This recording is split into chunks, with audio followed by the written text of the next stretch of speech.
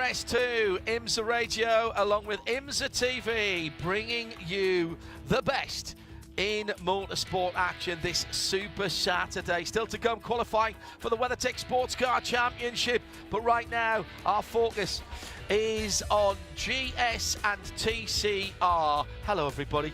I'm John Hindorf. Great to have your company. 37 cars on the grid, ready to go. Jeremy Shaw joins me in the Ford Performance Global Broadcast Centre. Shea Adam is down on the pit lane as our BDO pit lane reporter. We're waiting for the command to get the engine started, and then we can go racing for 2 hours of bumper to bumper action. And in fact, the cars are just getting fired up and rolling out of the pit lane. Let's head straight to the fans. Oh, we're going to the fans on the PA as well. I can hear that in the background. Hello, everybody. Thank you for supporting us here at WeatherTech Raceway Laguna Seca. We're just about a couple of 3 miles inland from Monterey. Laguna Seca is, of course, the dry lake, and we go all around the dry lake now. Used to cut straight across the back of it, but the Andretti hairpin pulls us around to turns 3 and 4. Heading uphill through turn 6 onto the rear hull straight, turns 8 and 8A, don't call them that, call them the corkscrew. Turn 9 is rainy curve, and you are plunging downhill and picking up speed through an awesomely banked right-hander at turn 10, heavy braking at turn 11. There's an overtaking spot there, and a long run to the checkered flag here as well. Let's head down to our BDO pit lane reporter, Shea Adam, who is checking for us that all of the cars have moved away from their echelon starting area in the pit lane. Pit lane close light is on, and yes, all the cars have made it out onto the racetrack. 2.238 miles means that it won't be long before I can look over some of the pit boxes and see them diving down through turn 9. It's not a very long lap here, but 2 laps behind the safety car to be able to get heat into the tires. That should be just enough. And by the way, we need to keep an eye because Turner Motorsport will hit a monument once the green flag flies and both of their cars have crossed start finish. That ties them as the team with the most starts for BMW as a manufacturer representative. Tomorrow they'll surpass that honor, but they need both cars to get to the green flag today in order to make tomorrow the one that really counts, number 557. 1998 it all started in the pro ranks for Will Turner and Turner Motorsport. It took them 5 years to win their first pro championship, the 2003 Speed World Challenge, and we look back to Topeka, Kansas, and an E36 325 that Will was racing then. 556 race starts in the pro ranks for BMW makes Turner Motorsport the equal most prolific race team for BMW in the history of that brand.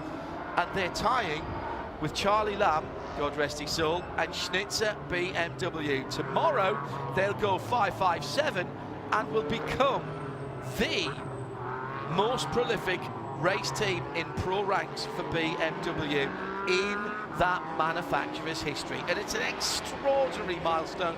And before I count down to green tomorrow, we'll have a chat that we recorded earlier in the week. Actually, it was part of Midweek Motorsport. Will was on Midweek Motorsport on Wednesday, and we'll replay that for you here on IMSA Radio, just to give you an idea of how he and the team are feeling as we're getting towards that incredible milestone. At the front of the field, Michael De Quesada for Motorsport in action in the McLaren Artura GT4.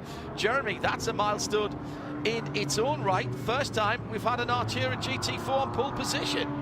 Actually, it's second, in fact. It was also on the pole at Sebring last time out. Of course it was. So of course it was. Yeah, yes. with Jesse Lazar at the wheel on that occasion. This is the first time Michael De Quesada's got the opportunity to go for the pole, and yeah, there he is at the front of the field. So that team on a good streak at the moment. They came away with a 6th place finish at Daytona, and then unfortunately didn't finish. They finished outside the top 10 last time out at Sebring, but there was a whole bunch of strategies in play there, and it just kind of didn't work out for them. So they've got another opportunity to turn that pole position into a win here this afternoon.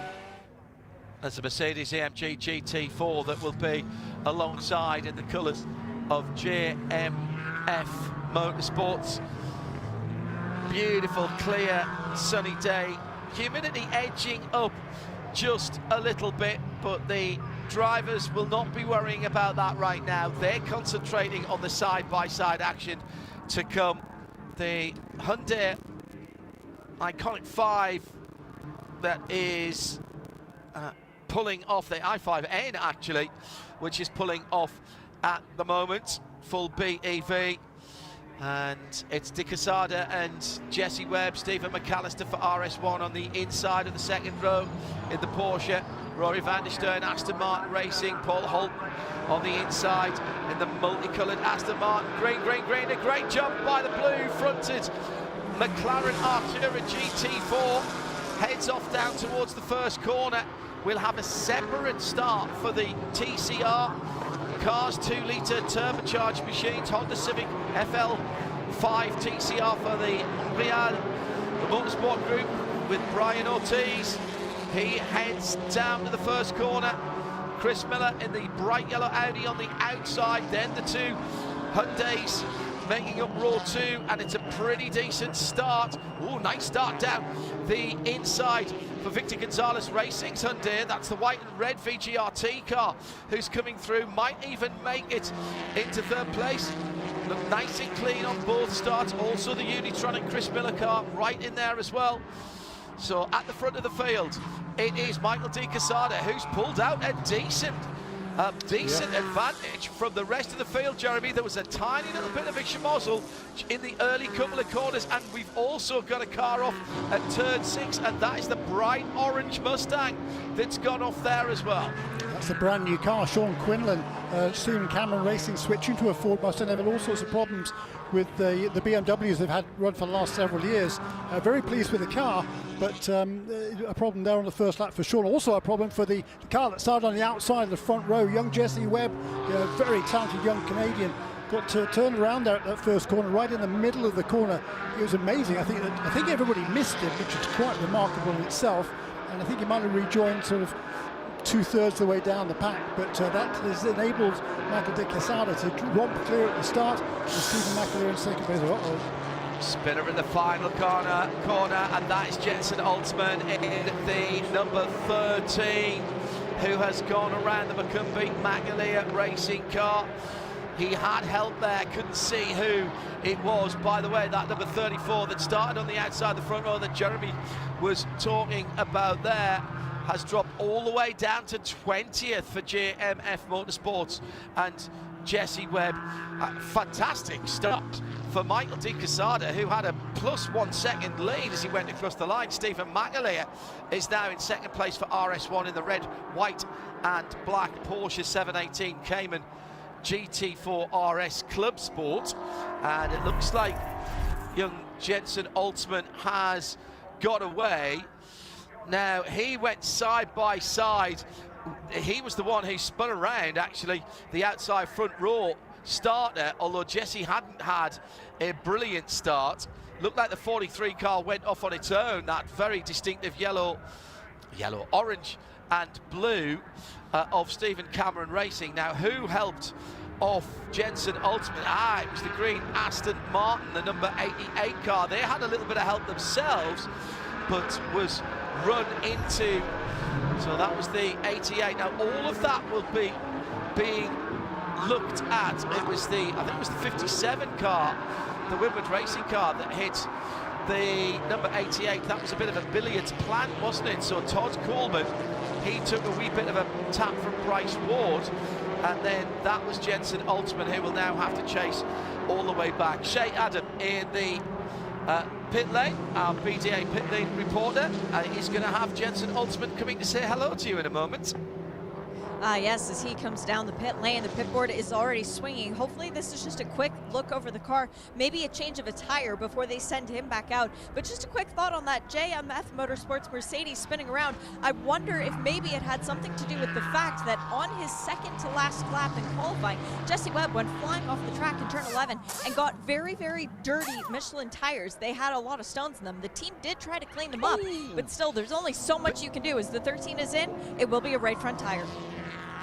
And this is going to be a safety car because the bright green number 38 BGB Motorsport Porsche, the pits have closed, and that car has significant damage to the front. It is a mid-engine car, being a 718 Cayman, but that GS car of Tom Collingwood has gone in very, very hard indeed. Now this, Jeremy, is what we call a short yellow because it's within 15 minutes of the previous yellow or the start of the race. So the pits actually will not reopen here, but this is a little bit of a break for Jensen Altman, although they seem to be doing more work to their car.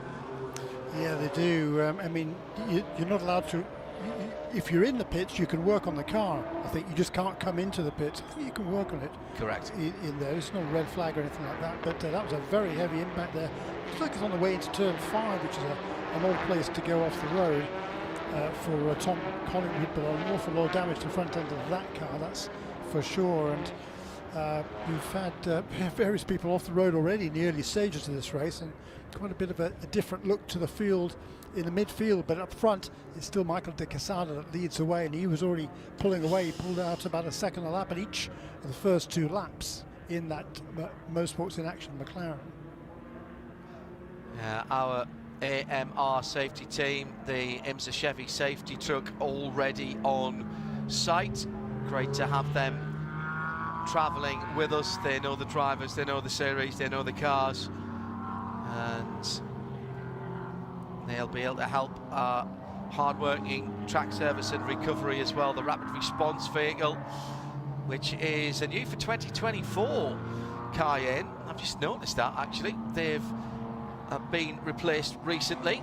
It's a slightly different headlamp style on that. So turn 5, Jeremy, was spot on, and it was a good 100 meters or so before the turn-in. I can only assume he had some help there, Jeremy, but you know, that's a tough one, and debris fortunately has been left mostly off the side of the circuit, but this is going to be quite a clean-up that has to be enacted here. It is. I mean, as they cross the line, which is a mile away from here, obviously at turn 5, the number 34 car, which was making its way back after that early spin, was behind him. I mean, I guess there's conjecture here. Jesse Webber's a lot quicker than Tom Collingwood, both Canadians, both from different sides of the country. Tom from Newfoundland and Jesse from the West Coast. But whether there was some contact there, maybe, I don't know. It's certainly an odd place to crash. I mean, it looks like he must have gone off before the braking area, one would have thought, judging by where the car ended up. So, great shame, because Tom has had some good pace lately, and Spencer Pumpelly has had a lot of success here in the past. I was looking forward to a really strong run here this afternoon, so he's going to have to wait until tomorrow to have a proper race with Spencer Pumpelly. So we'll try and pick the bones out of that whilst we head down to share with a BDO pit lane report on that number 13 Jensen Altman car that was in getting some right front remedial treatment. Share. This poor little car got sandwiched quite badly between 2 different cars, as we saw in the video, but the damage to the left-hand side looks more cosmetic. The right front is where they're working. One of the steering arms actually broke, so they're trying to take the old one off. Still struggling with that. And the biggest issue, the helmets that the crew guys are wearing do not allow them to actually see clearly into the wheel well, because they can't fit their head between the brake disc and then the extra space. So it's been quite a struggle down here for MMR. I really feel for these crew guys. They are giving it their all, and Jensen Altman still sitting behind the wheel of the car, turning the wheel when they ask in the various directions. There's a little bit of orange tape going on the front of the car as well, where the dive planes have been knocked off on the right front. Already lost a couple or 3 laps, I'm afraid, so it's going to be a long afternoon back for that car to get any points at all. Still over an hour and 51 minutes remaining at the front. Michael De Quesada from the pole position held on to the point on the start. Stephen McAleer making the best of the shenanigans at the first corner, as did Rory van der Steur in the Aston Martin. So McLaren, Porsche, Aston Martin, Aston Martin, Aston Martin, with Paul Holton coming through as well for Team TGM in the number 46 multicoloured car, and Will Lambros for Skip Barber Racing in the number 16 car. And the top 6 made up by the second of the Porsches, excuse me, the 718 GT4 of Kelly Moss with Riley, the number 91 car. That is Michael McCarthy. In TCR, Brian Ortiz for Montreal Motorsport Group in the Honda held on to his advantage from pole position, picked his way through the carnage in the GS, and is ahead of Harry Gottsacker for Brian Herter Autosport. He'll have to drop behind Frank Depew, and in fact he's already done so because the GS cars are pushed to the front. So number 6 Honda Civic from the Hyundai of Harry Gottsacker, the 33 in second. In third, Chris Miller for Unitronic JDC Miller Motorsport in the white, black and yellow number 17. That's the Audi. And the top 6 has Chase Jones in the number 80 Victor Gonzalez Racing Hyundai, the red, white and black car. Then the Brian Herter Hyundai coloured Hyundai, the 98. And it's Mark Wilkins behind the wheel. And then Dai Yoshihara makes up the top 6 for the second of the Montreal Motorsport Hondas in the number 93. Jaden Conwright with a decent start as the 11 spots gained from his grid position as the safety car lighter out. Jaden making a bit of his a name for himself and taking advantage of the opportunities being given by IMSA, Jeremy. Yeah, I mean, that car was fast in qualifying. Jaden was second quickest, but unfortunately had to be put to the back because of the camber irregularity in post-race post-qualifying tech. So it was a good onboard shot there of him moving his way through the field in the early stages, and he's up now, as you say, into the 14th position, having started 25th. That's a good early progress for him, and about 3 positions behind him is Jesse Webb in that number 34 JMF Mercedes that spun at the first corner. Back to green, Jen, by the way, the Diversity Scholarship winner a couple of seasons ago from IMSA. Di Casada gets another good jump. He's got the fastest lap at the moment, number 129.8. Expect to see that come down. Stephen McAleer really deep into the Andretti hairpin that time around. Favours that sort of drifting out in the middle and then cutting back. There's a couple of different schools of thought on the Andretti hairpin. Do you treat it as one corner? Do you treat it as 2? How tight do you hold yourself to the inside cut? Drive through penalty for the number 88 Todd Coleman Archangel Motorsport Aston. That's for the incident responsibility with the number 13 Mustang of Jensen Holtzman, and so he'll have to come down through the pit lane. That was the one at the final corner. Another good restart for the motorsport in action, the Mia McLaren of Michael Di Casada, and he leads with still an hour and 40 minutes on the clock, Jeremy. Nice clean restart, absolutely right from Michael Di Casada.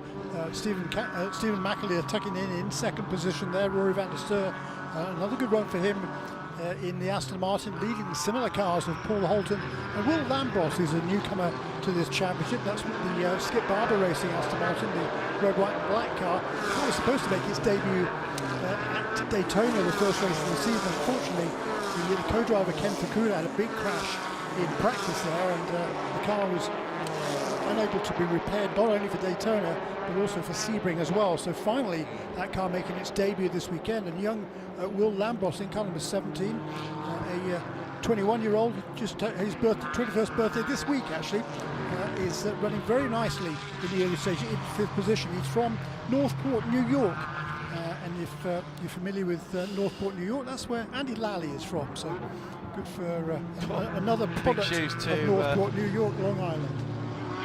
Yeah, big shoes to fill, big racing boots to fill there. Ted Giovannis was slow on the front straight, and that number 64 Aston Martin has dropped behind the top 8 in the TCR category. So let's keep an eye on that.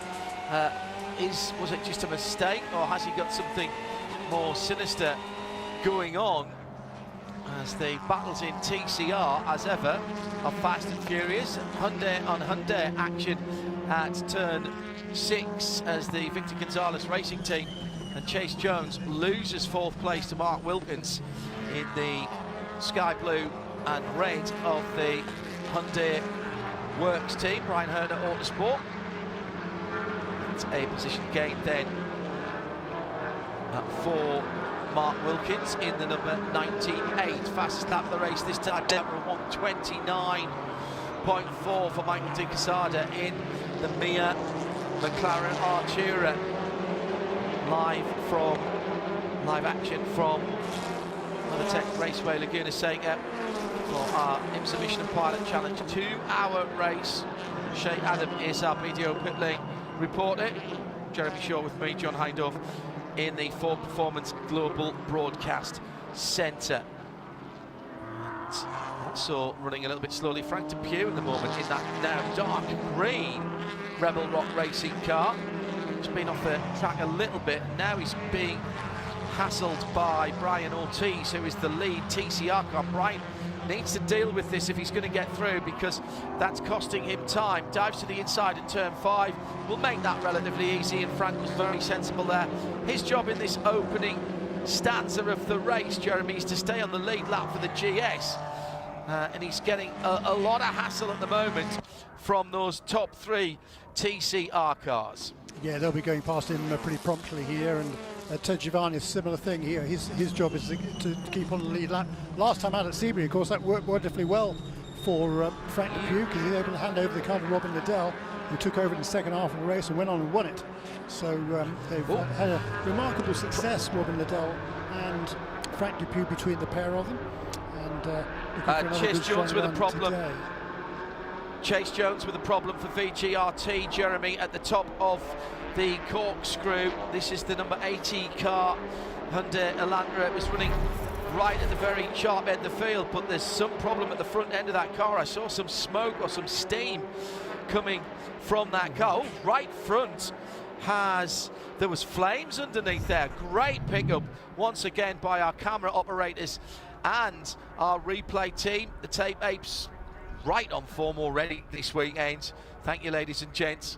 So it's the right side of that car, and it's now black smoke there, and that would, I'd assume that's something coming from the engine that's gone on to something hot, and the team are telling our BDO pit lane reporter Shay Adam that the car will not restart, so that might be an engine problem that sprayed hot fluid onto something hot, and we're going to go full course yellow again. Pits were closed.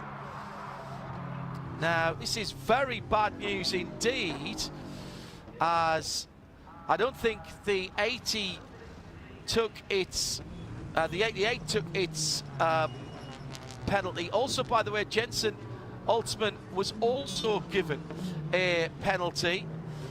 Jensen for the original contact with. Now I've just seen that now, and now it's disappeared. Yes, incident responsibility with the 34 at the start. So Jensen hasn't taken his drive-through yet, and I'm just scanning down to see who has been through the pit lane. Yes, they have. Todd Coleman has been through the pit lane. So this is manna from heaven for Todd, because he's taken his drive-through. Now, although we haven't been green very long, because the last yellow was a short yellow, Jeremy, this will be a standard yellow, and the pits, when safe to do so, will actually be opened.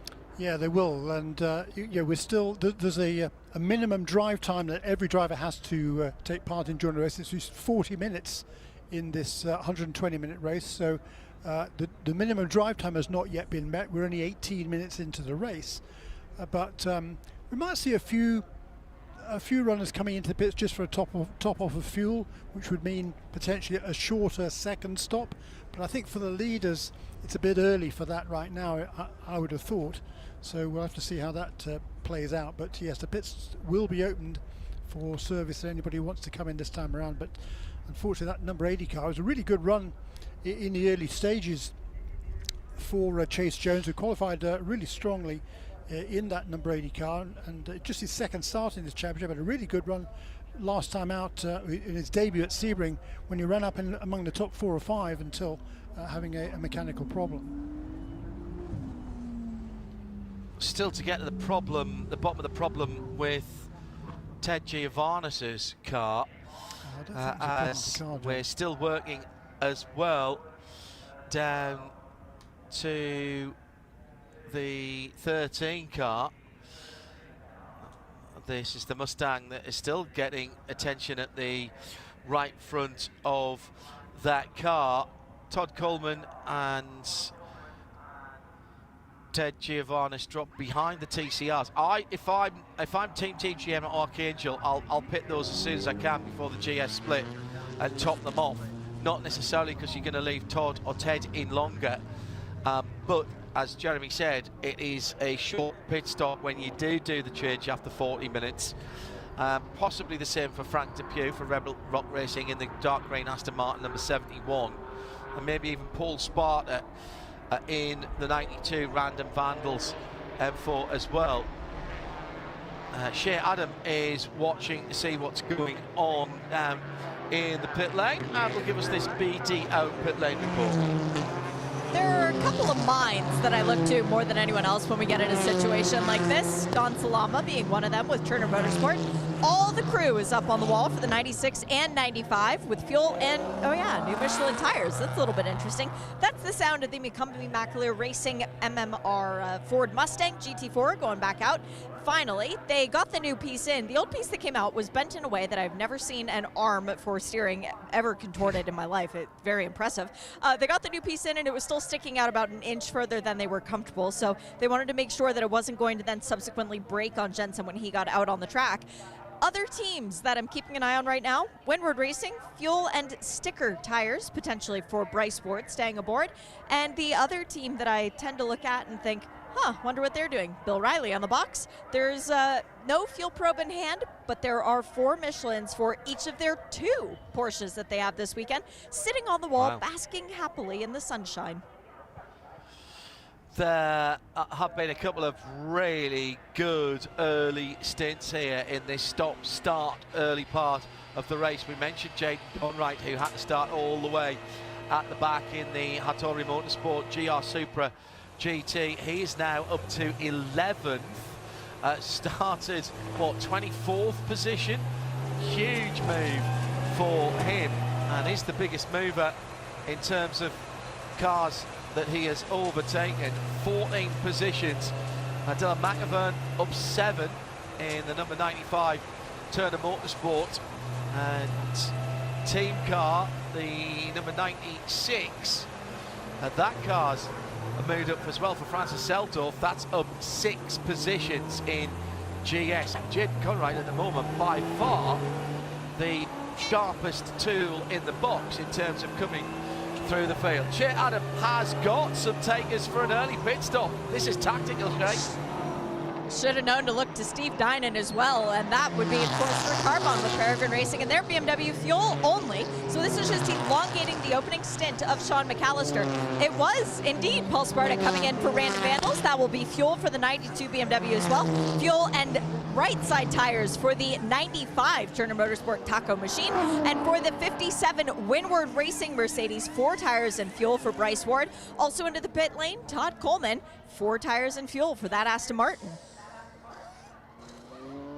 Rather surprised that Ted Giovannis and Team TGM didn't come in there and take that opportunity. Neither did Frank Depew for Rebel Rock Racing. Now, they might just want to take the track position. He's back up to 17th position and will cycle to the front and ahead of all the TCRs, as will all the GS cars. So I reckon that was 5 takers there. Carbon, Turner, Random Vandals, Windward and Archangel. 39, 95, 92, 57 and 88 are the cars that have come in. Now, in terms of this race, Jeremy, what are we looking at? This is a quick racetrack. We know that it's grippier than ever. They're taking a lot of speed. Still will it still be 2 pit stops from here for the GS cars, or might they be able to squeak it with just one more? From here, no, the GS cars could probably make it with just one more stop from here. So this could be particularly good news for them. Talk about the pace, by the way, with the repave, everything a lot faster this year. We saw a new lap record in qualifying, of course, for Michael de Quesada by a considerable margin. The old qualifying lap record was set by Kenton Cook actually back in 2022 at a 1:29.9. We saw a 27.4 in qualifying for Michael de Quesada to 2.5 seconds. Similarly, in fastest laps, I think the first flying lap of the race was a new lap record, and since then has gone a little bit quicker, has Michael de Quesada. The old lap record was 1:30.9 by Spencer Pumpelly in a Porsche, and that mark now is 1:29.0 for Michael de Quesada. And we have some takers from the back of the TCR field as well. Shea Adam is watching the action. Fuel only for the mighty Alfa Romeo. It's Tim Lewis and Will Talley sharing the car this weekend for the number 5. Will, who started, just getting a little bit more petrol in that fuel tank, and also rolling the dice, playing it Vegas style. It's Roadshagger Racing in the 61. Gavin Ernstone elongating his first stint as well. Fuel only for both of those cars. That is exactly what Jeremy was talking about. Gavin can hold his own out there. So can Dr. Will Talley. So they're planning deeper into the race. My goodness, how good does that Evo Audi look in TCR? So the 2 dark-coloured cars head out of the pit lane. Interesting pit lane. Oh, and Will Talley loses the back end of the Alpha, putting the right rear Michelin on the dirt as he was going down through the pit lane. He was a bit all arms and elbows, manages to hold on to it. He's put the windscreen wipers on, so now I'll have to find the switch to turn that one off. Somewhere on the wheel. It was, yeah, I'm sure he's just seeing how much steering lock he had there, Jeremy. Just dropped onto the white line and then onto the dirt, and rather cut the exit on the pit lane. The Alpha Rally Heritage coming through there. That'll woke Dr. Will Talley up, won't it? Yeah. Now he's got to work out how to turn those windscreen wipers off. Brian Ortiz still leads that class. We haven't done the GS class split. It's about to happen now. There'll be no final wave by because nobody lost position on their class leader. We'll be back racing in about a lap, and it's all good news so far for Michael de Quesada in the motorsport in action. McLaren Artura GT4 in that very attractive colourway with the light blue. Oh, coming in right on the end here is Victor Gonzalez. That's the 99 car. I don't think they were expecting this car. Shea Adam. Well, the team were expecting him, but maybe the last time by, because there was a little bit of frustration when he did not pit with everyone else. But this is also fuel only for Victor. Tyler Gonzalez still on the box waiting for his chance to go race for the 2nd time today, John. VGRT, yeah, Tyler Gonzalez with, hang on, spoiler, if you haven't watched the Whelen MX-5 race, put your hands in your ears for about 15 seconds, count to 15 from now. Tyler Gonzalez, who drove a very measured race and picked his way through a late restart to get himself from a top 6 finish to the 3rd step of the box earlier on today, and in race again tomorrow. The Hyundai lights. Welcome back to you all who've taken your fingers out your ears now. The pace car lights on the electric Hyundai are out, and we are about to go back racing. And don't forget that Jensen Altman has still not done his drive through in that number 13 car. Dropped some time, that car. It is out though, and Jensen has stayed in the car, but has dropped 3 laps to the leader.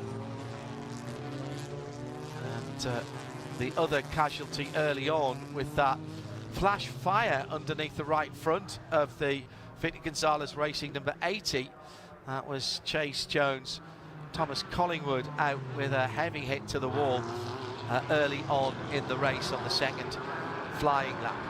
Green flag as the cars come out of the final corner and head down towards the start-finish line, and Michael Di Casada gets another copy boot restart.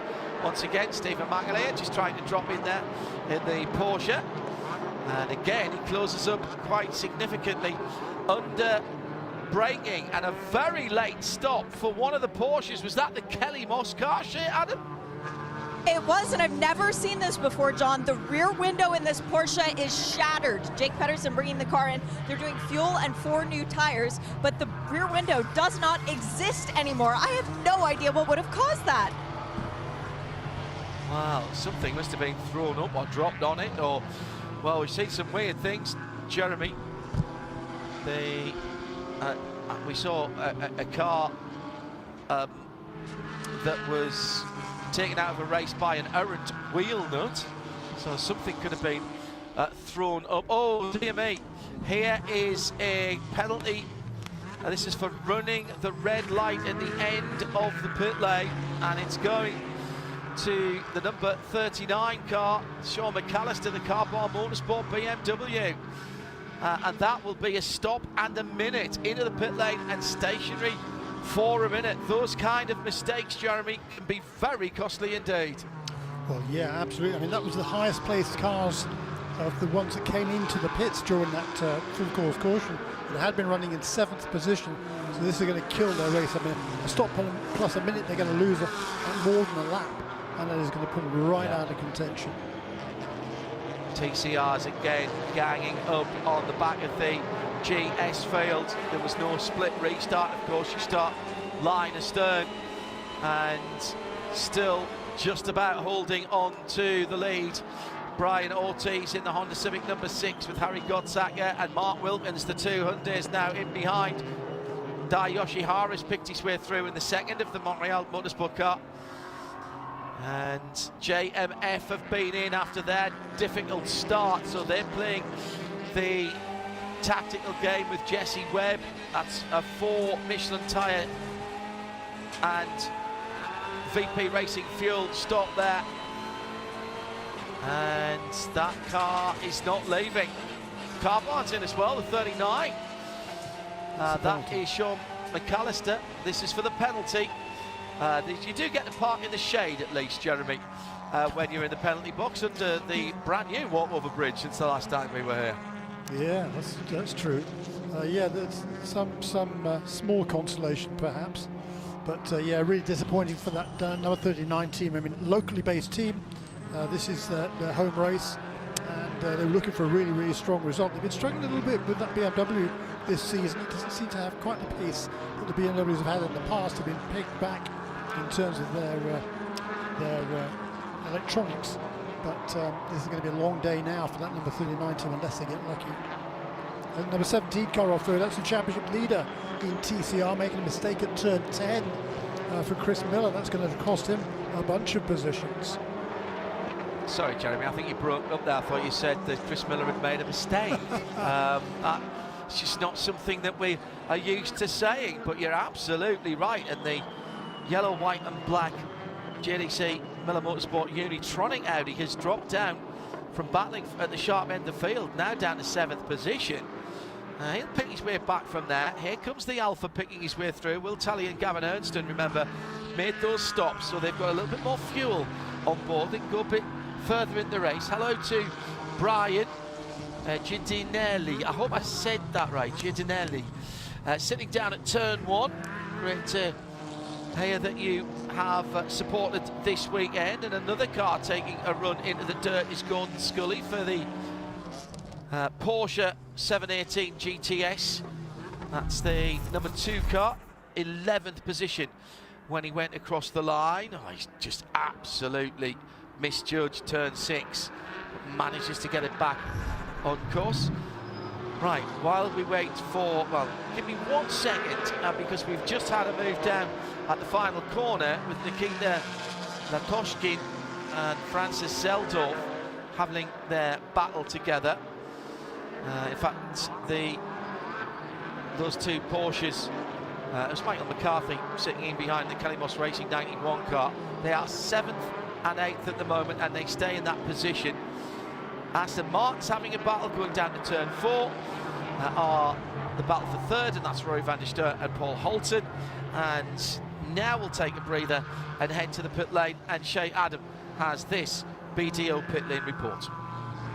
With birthday boy Riley Dickinson. Riley, you've got a bit of an advantage over a lot of people in the field because you have raced on this new pavement. You were here for Rennsport. You know what it's like in a Porsche. How much is that going to help when you actually get out there? Yeah, I mean, it definitely helped us a bit whenever we started the weekend off. Both Michael and myself, we were able to race here last year at Rennsport, like you mentioned. So had a little bit of an advantage to begin with, but I mean, everyone picked it up pretty quick. It's at the end of the day, it's just a racetrack, so all good stuff. This has been a tire dead race in the past, but with the new pavement, are you expecting it's just going to be flat out the whole way? Yeah, I mean, like you said, in the past, this hasn't really been a tire dead race. I mean, for myself, obviously, this is my first time in Michelin Pilot Challenge, so you know, I feel like it's going to be pretty much a sprint to the end, but you know, obviously we'll have to take care of the piece that we have underneath us and hopefully make it to the end on a good set of tires. Good luck and hope you get some birthday champagne. I appreciate it. Thanks so much. Be a nice way to finish off the weekend. Another spinner. That is the number 76, Preston Brown, Brian Hurd, Autosport Lab. This is the blue and white car. That was 6th place, Jeremy. And again, this is the trend of the week, isn't it? I think he's going to get that car going again, but get offline and you're in trouble. You're really going to have to work hard. Great scrap going on for 3rd position overall. Really is. 2 Aston Martins there, Rory van der Steur and the veteran, well, Paul Holton going at it there. And a bit of defensive driving from Rory van der Steur. Paul Holton feels he's quicker in that TGM car. He's going to have a look down the inside at turn 5. He's going to go side by side through that corner. Looks like he's going to make it stick and trying to take advantage also of that. Is yeah, it's Brian Locke that's gone through. It is Brian Locke, yes. In the CDR Valkyrie car, one of the Toyota GR Supras GT4s, and that was a very, very heads-up piece of driving by Brian in that blue, pink and orange car. I'm afraid to say that it looks like we have the JMF Motorsports Mercedes going behind the wall. Yes, it has. We'll wait to see if that is an official retirement or they're going to try and get it fixed. A lot of damage to the front end of the car after those early skirmishes. Meantime, with the battle for TCR, Mark Wilkins coming down through turn 10 in 3rd position. Ahead of him is Harry Gottsacker. Ahead of him is Paul Sparta, who's not in their class, and disappearing off up the road is Brian Ortiz. And Gottsacker and Mark Wilkins want to get by Paul Sparta in the Random Vandals BMW as quick as they can. And Chris Miller's gone off the circuit again at the end of the lap. So has he got some braking issues in that JDC Unitronic car? Because that is, I mean, once is unusual, twice is astonishing for Chris. TCR biggest movers. Gavin Ernstone up 4, Will Tally up 3, Dai Yoshihara up 2. Well, Jeremy, we've had a bit of racing, and yeah, finally had a handful of laps, haven't we, since the restart? Yeah. And yeah, Michael De Quesada making his making himself scarce at the front of the field, pulling away pretty rapidly now. He set a new fastest lap a couple of laps ago, 1:28.925. Last time around was 28.938, so 2 super fast laps there by Michael De Quesada, and all of a sudden that gap from 1st to 2nd is over 2 seconds, and that battle for 3rd place, they were holding themselves up quite dramatically, and they're now fall almost 4 seconds back now to Paul Holton, up into 3rd place in the Team TGM car number 46. We are coming around to the 40-minute drive time. Shea mentioned the number 21 Porsche earlier on, the multicoloured 718 Cayman, and that is back out on the track. And she's absolutely right. There is absolutely not a scintilla of the rear window glass there. Now, I presume that's a Lexan style shield. Actually, do you know what? I think I can see remnants of it on the side, alongside the seals on that. So that has shattered. That's extraordinary. Never seen anything like that. Can only have been something that was thrown up, maybe some debris from the side of the track, somebody going off through up a rock, and it's just fallen down right on the rear windscreen. Do you know, another car we're missing is number 34 JMF Mercedes. Jesse Webb was moving no, his it's way gone up. behind the wall, Jeremy. Was that in the wall? I mentioned that. That's gone behind the wall. Yes. Okay. Mentioned that a couple of laps ago, after their problems. No, it's all right. Lot going on.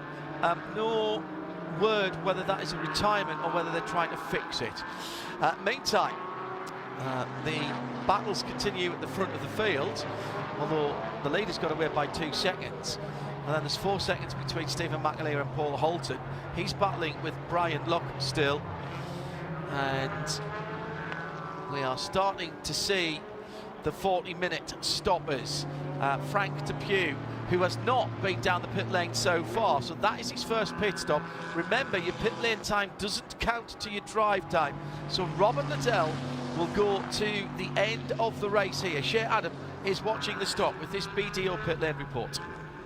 Fuel and 4 new Michelin tires for Robin Liddell, as it is a lengthier stop because they have to wait on the fueling, but the crew working diligently to make sure that the tire change goes exactly according to plan. Fuel probe is out. We're just waiting on the tires at this point. Now the car's dropped off the air jacks, and they tell Robin, go, go, go. Go bring us a win at this track, which they've never had before. Making his play for the Michelin moment of the race, perhaps, in GS. Several moments I can only imagine for Jaden Conwright, now up 16 places, Jeremy. The Hattori Motorsport Toyota, having started at the back, all right, with the help of a little bit of neutralisation of the race, but up inside the top 10 now for Jaden Conwright. Absolutely right, and right on the tail of 2 more potential victims as well. Nikita Listotchkin in car number 67 and Michael McCarthy, so a couple of Porsches there next in line for Jaden Conrad to try and dispatch. Currently running in the 9th position, you say, and he's been scything his way through and turning some very good lap times as well. His best lap is a 129.5, which is quicker than most. 3 or 4 cars quicker than that, but it's been a good early stint for Jaden Conrad.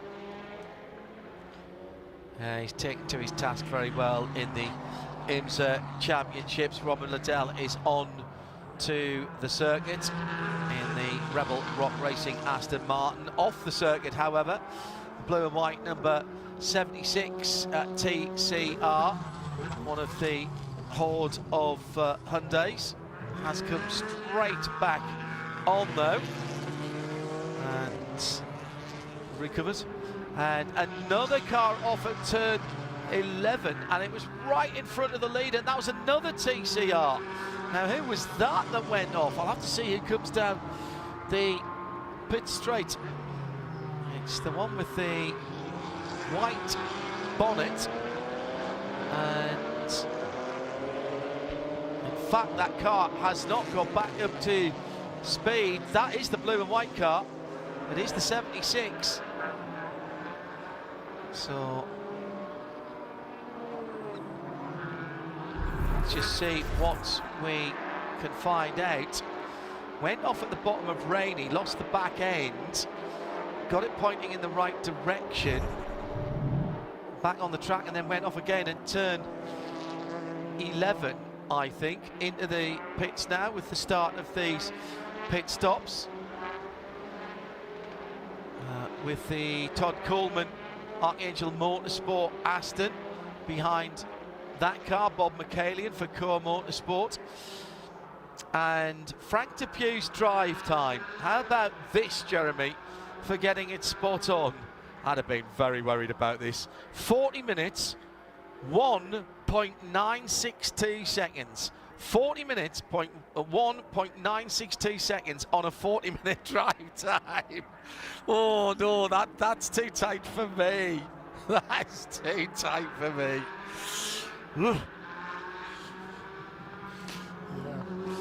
Yeah, that is cutting it very fine indeed. I mean, if Frank had been a bit quicker on the in-lap, he'd have been struggling to make it. But you know, they could have. Yeah. Interestingly, Team TGM, who was behind, they elected to do one more lap just to be safe. Yes. Don't forget, they had already pitted the TGM car.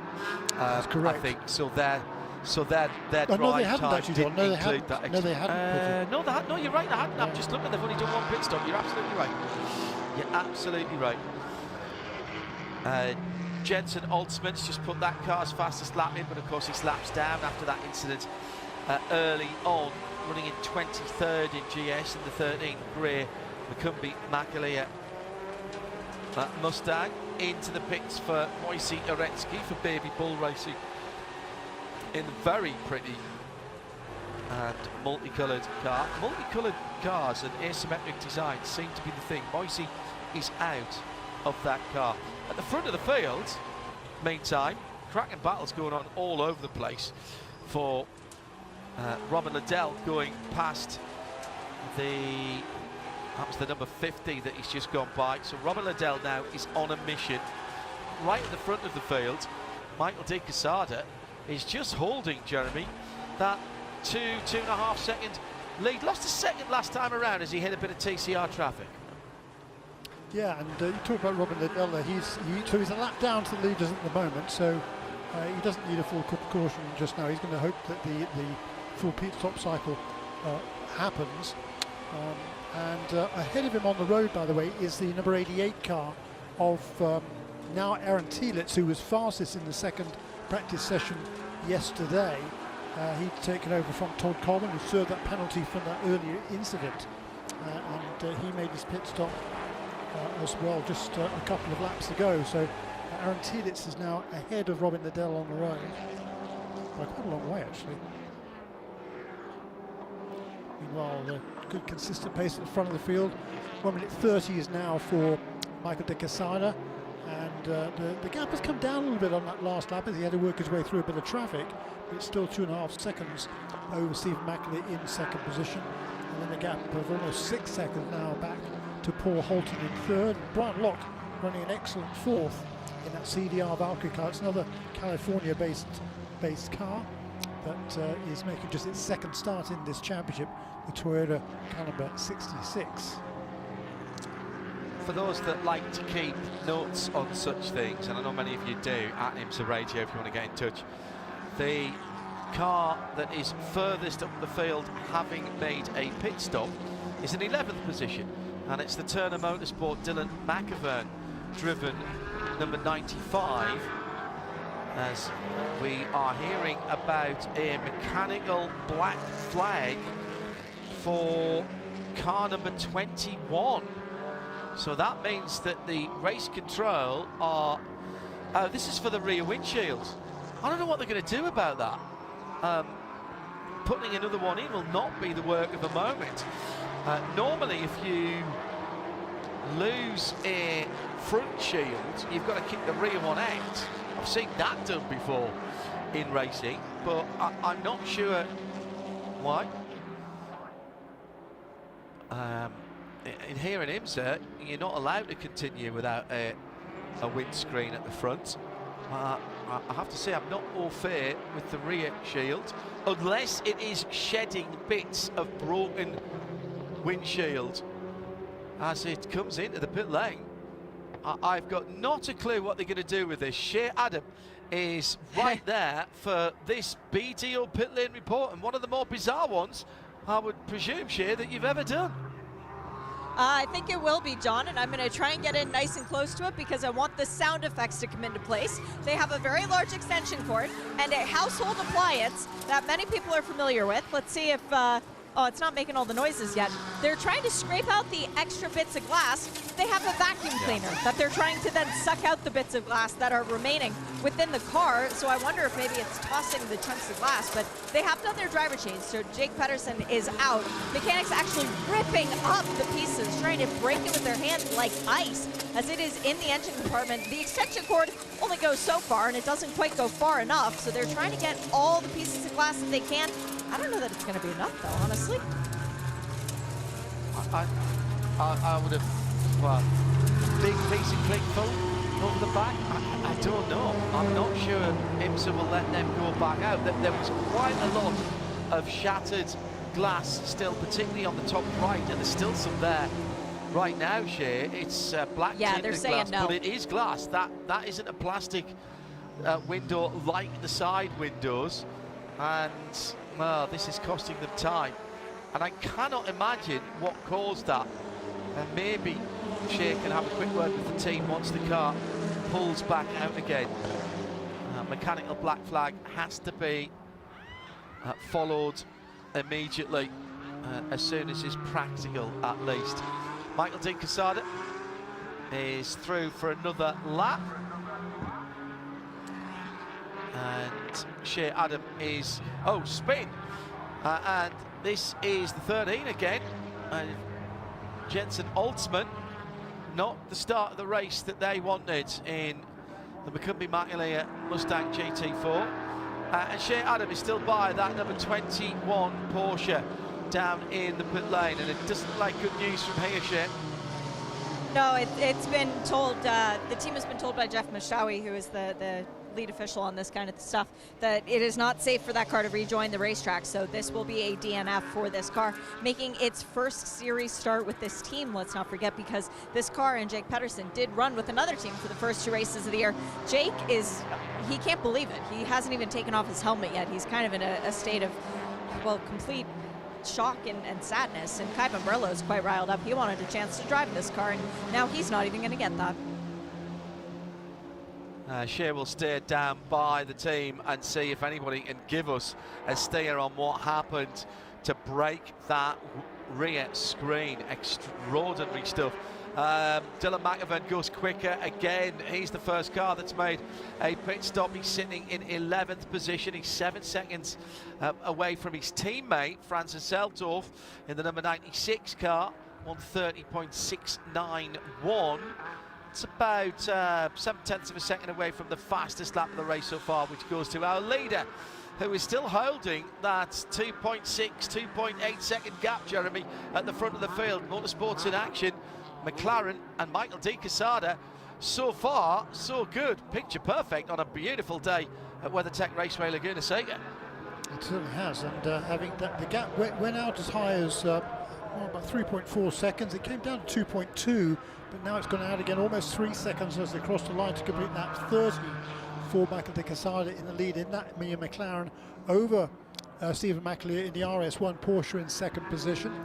And they've done everything absolutely perfectly in the early stages of this race. We've got about 52 minutes gone into the race. We could probably do another, we've had what, 2 caution periods, so probably do another 10 minutes or so, as much as before they need to make a pit stop. And then if there's more caution later on in the race, potentially they can make it on just the single pit stop, but that's a fairly tall order at this stage. Jaden Conwright's march forward continues. Last time we spoke about him, he cracked the top 10 at 9. Now he's up to 7th position. He's 23 seconds away from the leader. Not quite as quick as the leader last time around, but generally speaking, he's holding his own there and having to come through the traffic. This might just be the stint of Jaden Conwright's relatively young career for Hattori Motorsport in that Toyota GR Super GT4. Magnificent stuff from the driver who benefited from the diversity scholarship IMSA put in place a couple of seasons ago. Also fighting his way through the field and showing good pace is Robin Liddell. He's got traffic around him at the moment. Michael Cooper a couple of cars ahead of him for Baby Bull Racing, the second of their cars, the 44 machine, 29.8 last time around. That was one of the faster laps on the track. In fact, he was the fastest man on the track last time around. Yeah, but of the cars that have made a pit stop, John, and a driver change, Michael Cooper is best positioned of them. He's running in a 25th position overall in calendar 44. That's a Baby Bull Porsche. And then Aaron Telitz is about 5 seconds behind him, and Robin Liddell remains about 14 seconds behind Aaron Telitz, who's second amongst those cars that have pitted. That's number 88 for Telitz and number 71 for Robin Liddell in the Aston Martin. 54 minutes gone, an hour and 6 remaining. Hello to Nino Renier. I'm pretty certain at the start of the race, the 69 McLaren changed lanes before the start line. Well, that's been cleared. They've looked at the start and cleared that. Thank you, Nino. Not sure where you are in the world. Edwardian Creations on the other side of the world in Australia. Talking about rear screens, who can forget Peter Brock at Bathurst having a team member grab the roll cage and kick the back window out. I remember that very, very much indeed. Yeah, very an absolute quality piece. They'd lost the front screen, and the series didn't want the rear screen to blow out, so they just kicked it out. Another off-track moment for Van der Steur Racing, this time in the blue and white Aston. The number 19 car has been offered between turn 3 and 4. That was Rory Van der Steur in 5th position and just overdid it, got onto the dirt. I'm surprised more people haven't had stone chips on windscreens. Let's go back down to the pit lane. An extraordinary bad bit of luck for Jake Pedersen. And then Kelly Moss with Riley Porsche, number 21. Shea Adam has the story with this BDO pit lane report. Well, Jake, I would ask if you know what happened, but the windshield clearly just gave out. Did you feel when it happened? Not necessarily. I was coming out of, I want to say I was coming around the corkscrew, and I just heard some kind of crack. And I looked, it sounded like a pebble hit the window or something, and it just looked like a spider web. It was all shattered. It was still intact, but the next time around it just gave out in the same place. Kind of weird. I'm not sure what caused it. Yeah, weird. You'll be back at Watkins? Yes, I will. Absolutely. Yep. Good luck there. Thank you. Thank you so much. I wonder if I've had this on very stiff road cars before. You can crack a windscreen, which is laminated rather than toughened. That was a toughened piece of glass, not laminated, interestingly. You can crack a windscreen if you've got such a stiff chassis and you twist the chassis by going over a curb. I just wonder if he hit the curb, and that's what flexed it. In and out while Shea was talking there. That is a pit stop for the number 5 Alfa Giulietta, and that is Tim Lewis who has taken over. Now let's see if he takes a more conventional pit lane exit that his teammate Dr. Will Tally. Yes, he does. So that'll be Tim Lewis into the end of the race now, Jeremy, but with an hour, no, well, actually, do you know what? With an hour and 3 minutes, that little Giulietta might be able to go to the end from here. I think so, John. Yes, I'm sure that's the strategy that KMW team. Yeah, and here comes Mikey Taylor to take over from Chris Miller in the number 17 GDC Miller Motorsports Audi. This is the car that leads the championship, of course. Perfect start to the season, but he was running in the 5th position in TCR before this round of pit stops. After a couple and of Shea Adam has more cars. Yeah, indeed. Shea Adam has more pit stoppers down in the lane. In addition to the JDC Miller Motorsports Audi, the Unitronic Wolverine won 4 tires and fuel for that Audi, 4 tires and fuel for Gavin Ernstone getting out, John Morley getting into the Road Tracker Racing Audi, and a great stop by the 61 means that they are leaving a lot closer to the championship leaders than when they came in. Bad news, I'm afraid, for Skip Barber Racing's Aston Martin. Wheel rotation while elevated. They will have to come back through. And that was a car that was running very well up the field before this pit stop cycle. And that is going to cost them, as you said before, Jeremy, I mean, even a drive-through costs you the better part of a lap here. Yeah, it does, and well, not quite just a drive-through, but it's certainly going to be costly for them. But having had a super run to be running in the 6th position before that round of pit stops, so just a couple of laps ago, 3 laps ago, I guess, for number 16 car, Ken Fukuda, then taken over the wheel of that car, but he's going to drop quite a long way back with that penalty. Mark Wilkins into the pit lane. Brian Ortiz, the leader in TCR, still out there, but the Hyundai hordes have come to the lane, Shea Adam. They have, and we talked to Carl Whitmer before the race began. Well, now he's getting his opportunity to drive in the non-Hyundai on the pit lane, as it is right now. That would be the number 91 Honda.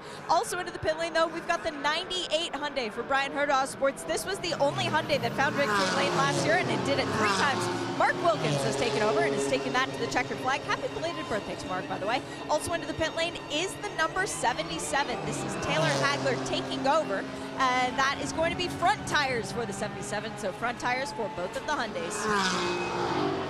Meantime, Skip Barber Racing's Aston with Will Lambros behind the wheel has done its drive-through penalty, and they'll be hoping for some kind of neutralisation of the race to get them back up. Robin Liddell continues his move forward. He's just done the Aston Martin of Rebel Rock Racing's fastest lap of the race at 1:30.039. That's barely a tenth away from a second and a tenth, excuse me, away from the fastest lap of the race. So still some time to find there. And at the front, all of a sudden, Michael De Quesada has just eased away from Stephen McAlee. The Motorsports in Action McLaren, Jeremy, now 5 seconds to the good on Stephen McAlee in the RS1 Porsche.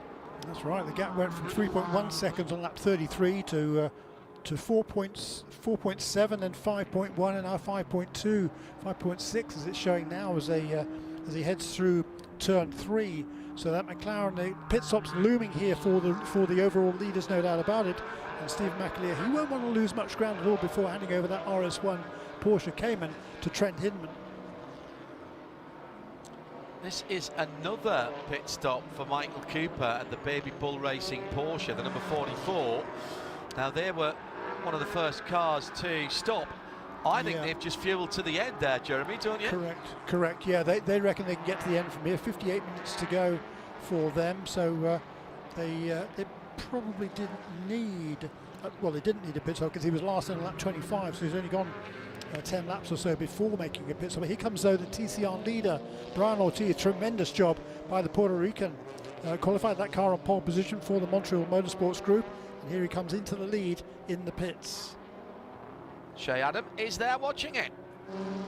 Driver change and front tire change as well, as LP Montour gets to take over for the Canadian hockey team. I really do love that. That's a beautiful image that we were given earlier in the day. And that will be a full service for that car. Into the pit lane also is the GS leader. The McLaren is in. The driver's side door is up. It will be Justin Lazar taking this car to the end, and they are doing 4 tires for the McLaren. In from 3rd place, Team TGM. This is Paul Holton, who will be handing the car over to Series Championship leader Matt Plum. And right across from me, that's the sound of a Porsche, which means it must be Stephen McAleer with RS1. 4 tires and fuel for this car, as well as a driver change. It's Trent Hindman's turn. We've got the 33 Hyundai from Brian Herda Autosports in. That's a driver change. Robbie Wickens taking this car to the checkered flag. First car to leave from this tranche will be that 6 that came in from the lead of TCR, the Honda, and also into the pit lane, we've got Turner, one of the BMWs, the one without the white hood. That makes that the number 96. So that will be Francis Seldorf done and Robbie Foley taking over to the end. Bryce Ward has served his time. He will be getting out of the Windward Racing Mercedes. 4 new tires for Daniel Morad. As away goes Mia. All right, let's see how this drag race pans out, because Mia is in the fast lane. That's the sound of Trent Hindman. Trent beats him out easily. We have a new leader, gentlemen. Well, I'm just waiting to see who comes around and where the Turner Motorsport cars are as well, as they rejoin the track. So a change in that pit stop cycle, as RS1 have got out ahead of that number 69 Motorsport in Action car. And I think they've got out ahead as well of Paul Sparta and all of the other cars that had stopped already. I'm just waiting to see where the turn of motorsport will be. Dylan McAvan, if it's anybody. No, Dylan McAvan's gone through. McAvan's gone through, so that earlier stop, Jeremy, for Dylan McAvan, we said he was the car that was the furthest up the field, 6th position at the moment, but he is ahead now of Trent Hinman and Jesse Lazar. Yeah, because he stopped under yellow, and so he was running just outside the top 10, Dylan, and he hasn't yet made his second stop to hand over the car, number 95, to Robert McGuinness. So he owes us a pit stop and a driver change. Hearing from the race control, Jake Pedersen's Kelly Moss Porsche officially now retired. That's the car with a broken rear screen. So unlucky. I mean, you plan for so much. Poor preparation produces poor performance, is what they say. But how can you do anything other than that? I suppose you could PPF the screen, the rear screen, just in case. Might be something that they would look at, and some other Porsche Cayman GT4 runners might look at. Don't have to be able to see through it perfectly, of course. That's a new one on me, that shattered glass. In CDR Valkyrie car running really, really nice. That Toyota there, really distinctive colour scheme as well. Leading the race at the minute. Number yeah. 6, absolutely right. Brian Locke doing an excellent job. He had some races in the past. Quite some years ago, he drove a Subaru, if you've got a really good memory, way back in 06 and 07. He had a second position. He qualified on the pole at Miller Motorsports Park back in 2007. So we know he's had some speed, and it's great to get. He's from Santa Cruz, California, so a home race for Brian Locke, and doing an excellent job out front of this whole field. Dylan McAvan is coming in to do his stop now and hand his car over. It's 1-2 for Toyota GR Supra GT4s, as Jaden Conwright also owing us a pit stop. Of course, he's been in since the start. Top 3 have not stopped yet. Gordon Scully has also not stopped. Trent Hinman comes through in 4th position, and now, of course, he is the de facto leader, having made his pit stop. Yeah. And let's see what Jesse Lazar can do. He's 6 seconds back down the road, but that car is quick. It has the fastest lap of the race at the moment. It does, but he came in with a 5-second lead and left the pits with a 5-second deficit, so that is not good news for the McLaren.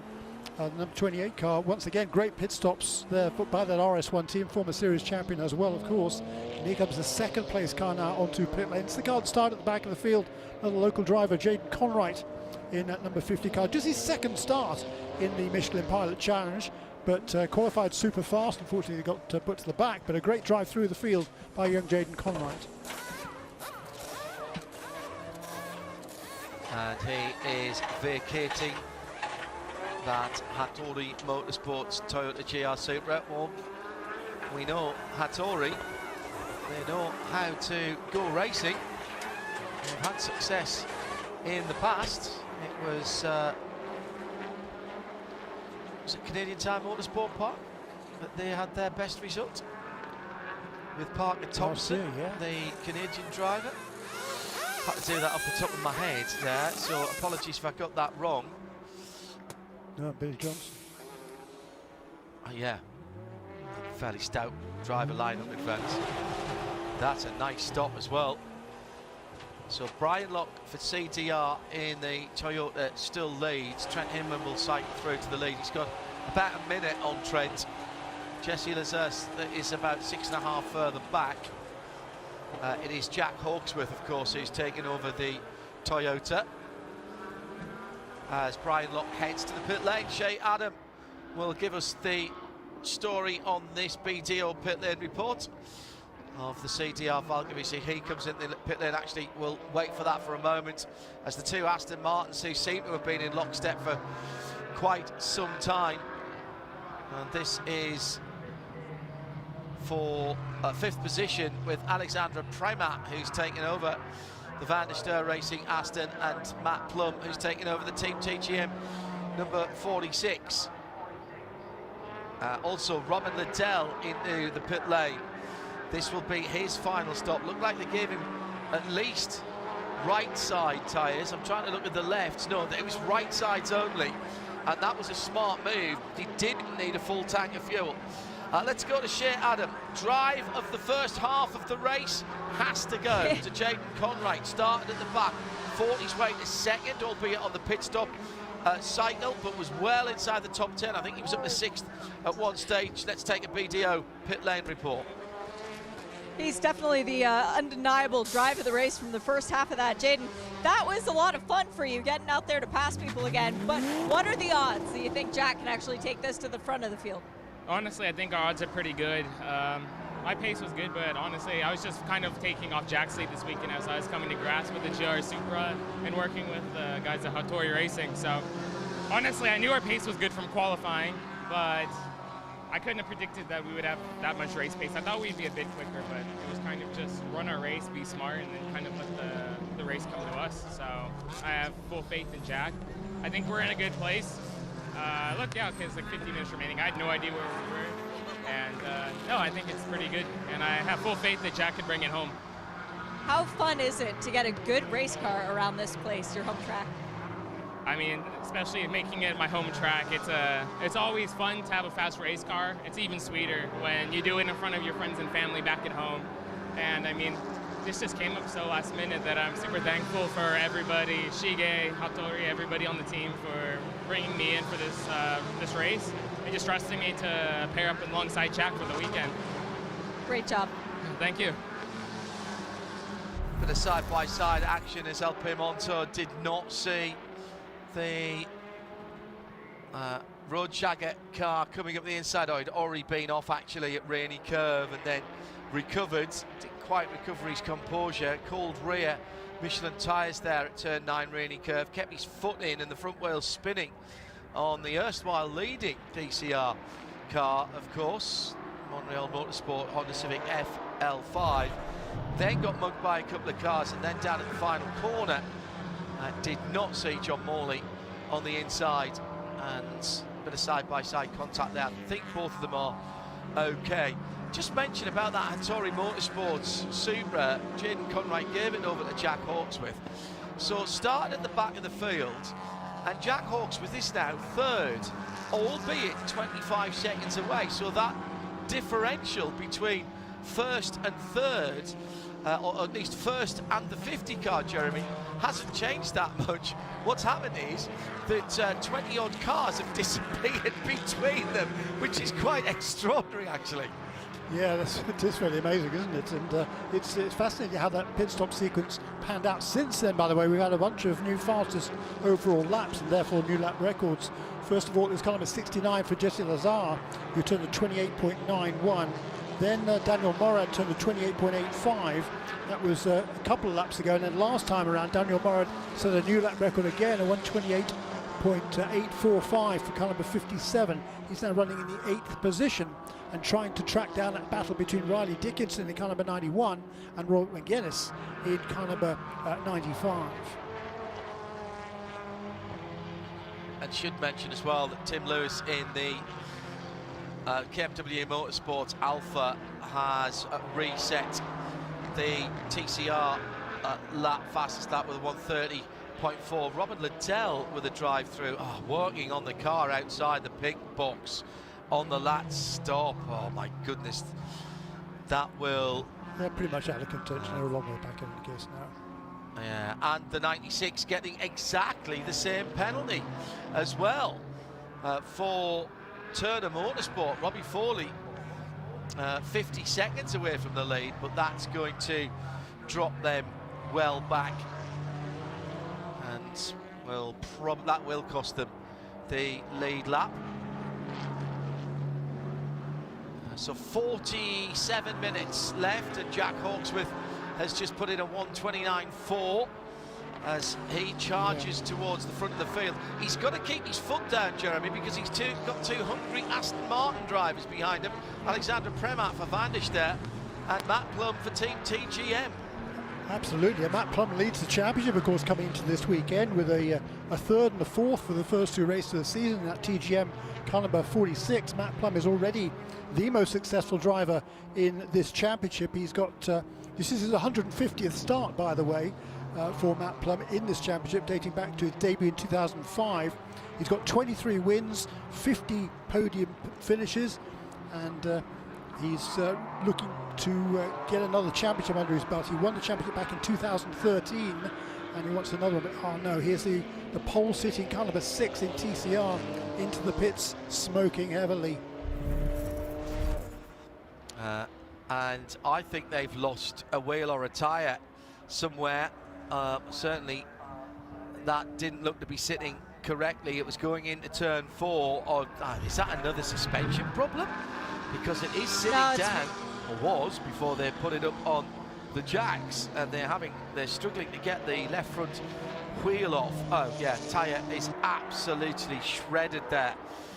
So there was a problem at the left front, and that is a total disaster for the Lombardi Honda supported number 6 of number 6 of the Honda team, LP Montour.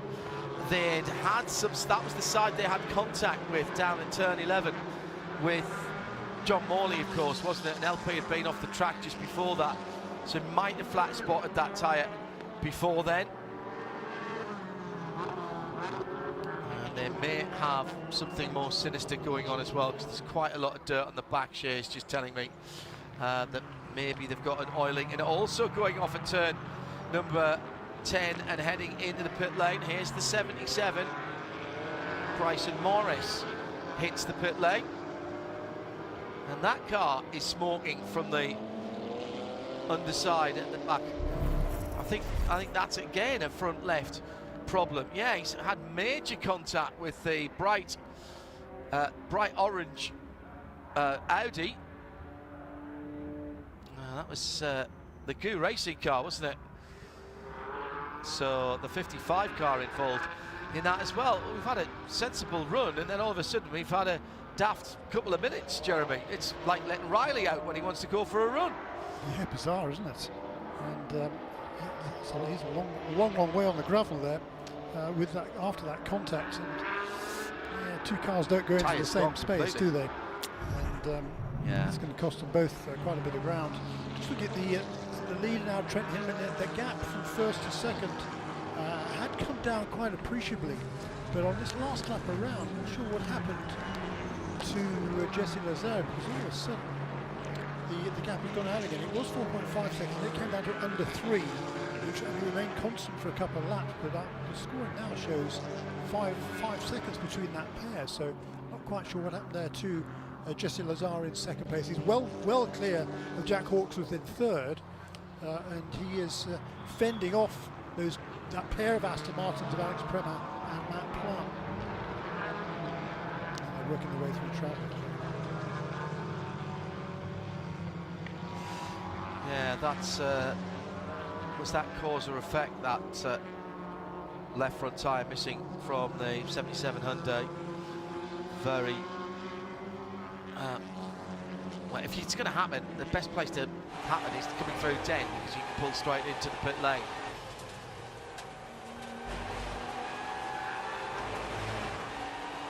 Down to 42.5 minutes now, and the contact between 55 Audi, the orange car, and the number 77 Hyundai is being looked at by race control. And LP Montour has left the pit, so they have got the remnants of that left front tyre off, and it is back into the race, but has dropped well down the order.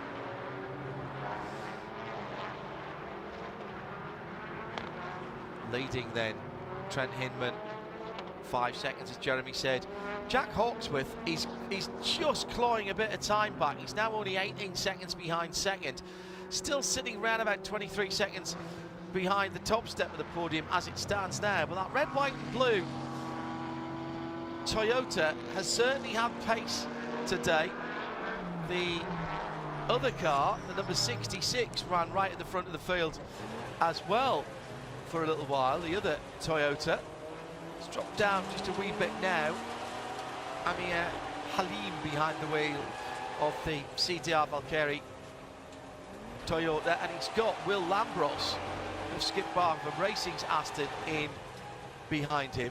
He will start that car, Jeremy. Has he actually got out of that car yet? There's been 2 pit stops. Yeah, no, I think at the second. As I say that, he's come into the pits now. I was about to say, he's got to come into the pits to give 40 minutes to his teammate, hasn't he? True that, yeah, Ken Fukuda. So he stayed out then, so it's he that got that penalty at the last stop, didn't he, from number 16 car. Cost him a fair bit of ground, yeah. But been a good run otherwise, and a good debut there for Will Lambros in that Skip Barber Racing. It's good to see that car finally back out again after the instance they had in practice at Daytona. Watching here, Jack Hawksworth, he's turning some really good laps, just turned his best lap of the race actually last time around, a 129.194 for Jack Hawksworth, which is around about the same time that the race leader Trent Hinman, that car has turned, also a 29.1, 28.9 for Jesse Lazar in the second place McLaren. I think they've blown the drive time on that car, on that Skip Barber car, because the second driver hasn't got into it yet, and he's not on the track yet, and that car is, so that car will be disqualified. Let's just having a look back at what caused the penalty for the 71 Rebel Rock car. Not in the box, they said. Then the 66 GR car. That's going to be, if it's, I think they might have just not got Amir Halim into the car quite on time. Shea Adam has this BDO pit lane report on both of those potential, well, a penalty being served by Robert Liddell and a potential penalty for that Toyota. It's all about sharing space. We only have 21-foot-long pit boxes for it. This weekend's event, it's very, very busy down here. If you're coming into a pit lane that's very crowded and you're sort of on a wonky angle, that's one thing. But if you're coming into a pit lane where you've got either a clean in or a clean out from your box, there's no excuse for going 2, sometimes even 3 feet outside of your box. Pit lane officials are very diligent. They're also lenient. If you're a couple inches over the line, maybe they'll forgive you. But in this case, it was too big. That's what you saw in the background of that video, was Blair and I think it was Blair, at least I didn't have a good view of it, explaining to the team, you guys were this far over, and signifying the hands quite far apart. Yeah. Bert, I'm being told it was Bert. Okay, thank you. Trent Hinman leading by 5.5 seconds at the front of the field. We've got just under 40 minutes to go. We're still cogitating and considering our Michelin moment of the race, one for GS and one for TCR. I'll say the first half of the race belonged to Jaden Conwright. Whether that is a moment of the race, but it was certainly momentous as far as the race is concerned. Started at the back of the GS field and has given Jack Hawks with a car in 3rd position. Yeah, went longer than everybody else, so if that pans out in their favour, that certainly would be a strategic call that enabled them to do that, because that car's the only way that made the one pit stop. It was in last of all of the contenders, other than number 66 car, which did actually do 1 lap more, did 41 laps rather than 40 for the number 50 car, but that should certainly leave them with a little bit more fuel and opportunity perhaps to get to the end of this race without needing a splash of fuel. The other leaders, well, the top 2 cars, the 69 and 28 as they came into the pits in that order. Now the other way around, of course, with Trent Hindman, number 28 car, 4.5 seconds ahead of the number 69 McLaren. They came on lap 37. That was with 57 minutes to go in the race, which is about the limit of Another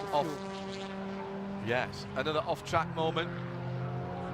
This is coming out in turn 3 again. Tyler Gonzalez in 7th place in the TCR class in the red and white Hyundai Victor Gonzalez racing team. You remember we mentioned that Jack Hawksworth had put the fastest lap of his car's racing a couple of 3 laps ago, and he had to because he had 2 hungry Aston Martins behind him. Well, he's now pulled out 3.5 seconds on Alexander Premat, and Alex has pulled out about a second on Matt Plum, so that is stretching out there, and it's now only just under 21 seconds between Jack Hawksworth and the leader. So he's gradually pegging back the leader. Took 8/10 out the leader last time around, and he is 16 seconds away from 2nd place. Indeed, and to my point, John, he's got 3 laps more fuel, effectively, than those other 2 cars ahead of him. So if they have to save, he's in a cracking place. He's in an absolutely cracking place at the moment. And of course, well, Hattori Motorsports may be relatively new to IMSA competition, but they've proved their worth, as I said. They know how to race, and they got the strategy just right at Canadian Tire Motorsport Park, with fabulous drive from both Parker Thompson and Billy Johnson in that race. And still quite a rarity to see the Toyota GT4 GR Supra. Meantime, cracking battle going on. The number 64 is Hugh Plum, and behind him he's got the leader, Trent Hinman. And Hugh is trying to stay on the lead lap, and Trent can't get by him, which also suggests to me that there might be a wee bit of fuel saving going on there. 30.2 last time around, 30 flat this time for Trent, and can't get that RS1 Porsche 718 Cayman around the last car on the lead lap. This could be significant here, Jeremy, particularly for Jack Hawksworth. Jack might be buying Hugh Plum, and Jesse Lazare actually might be buying Hugh Plum a little beverage of his choice later on this evening. Yeah, he's certainly charging pretty hard here as Hugh Plum. He wants to stay on the lead lap. He also is he's chasing the Bronze Cup category in this race. There's actually only 2 contenders. The other one, though, is Brian Locke and Amir Halim. Amir, he's originally from London in the UK. He's in the tech industry. He's based now in the San Francisco area in that number 66 Toyota, and he's running now in 12th position overall. And he's got about 15 seconds over Hugh Plum in that Team GGN Aston Martin for the Bronze Cup category win.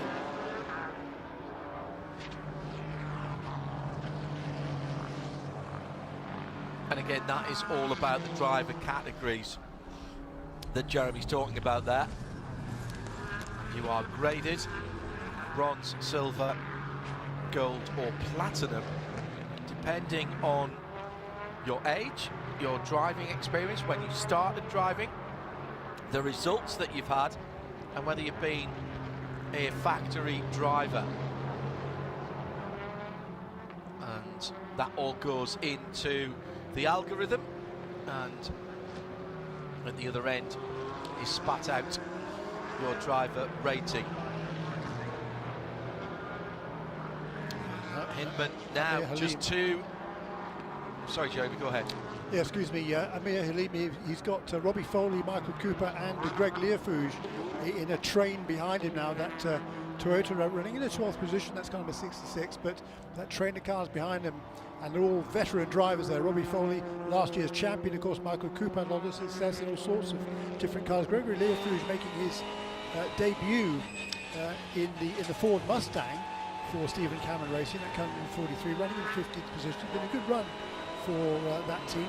first time out with this brand new car.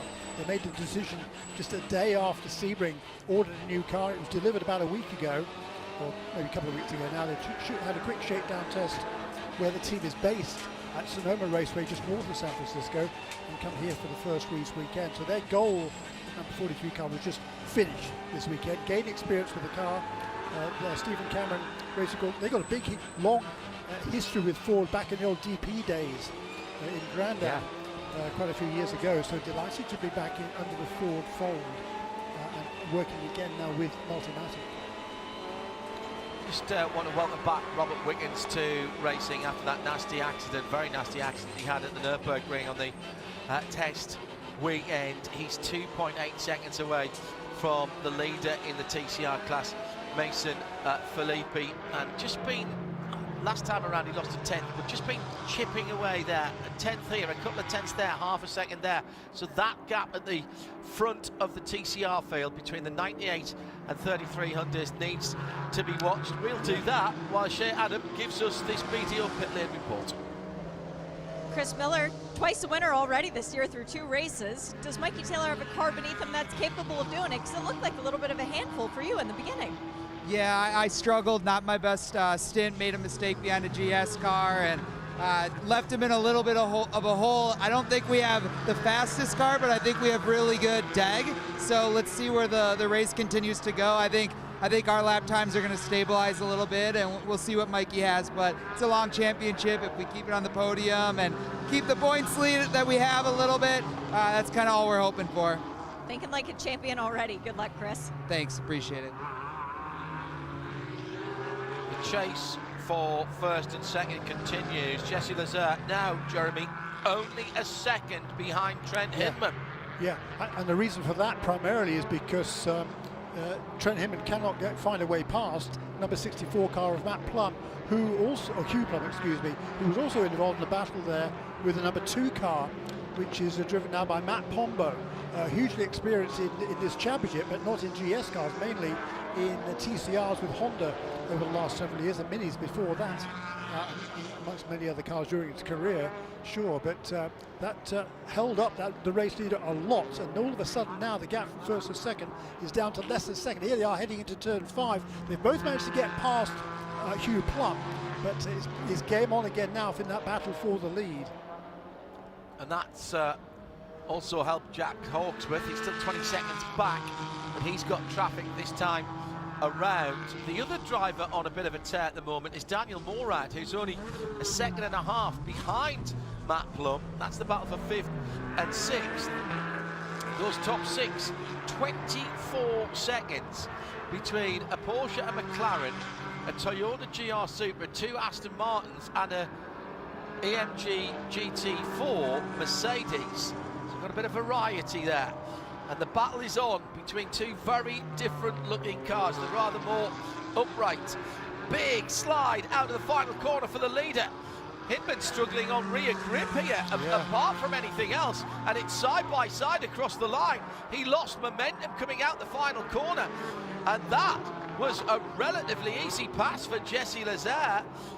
And Trent Hinman is struggling with a car that is not going where he wants to. So now we know, Jeremy, whether it was saving a little bit of fuel, but also, for me, Trent Hinman does not have grip from his tyres in that number 28 RS1 Porsche. He was really struggling coming out of the slow final corner.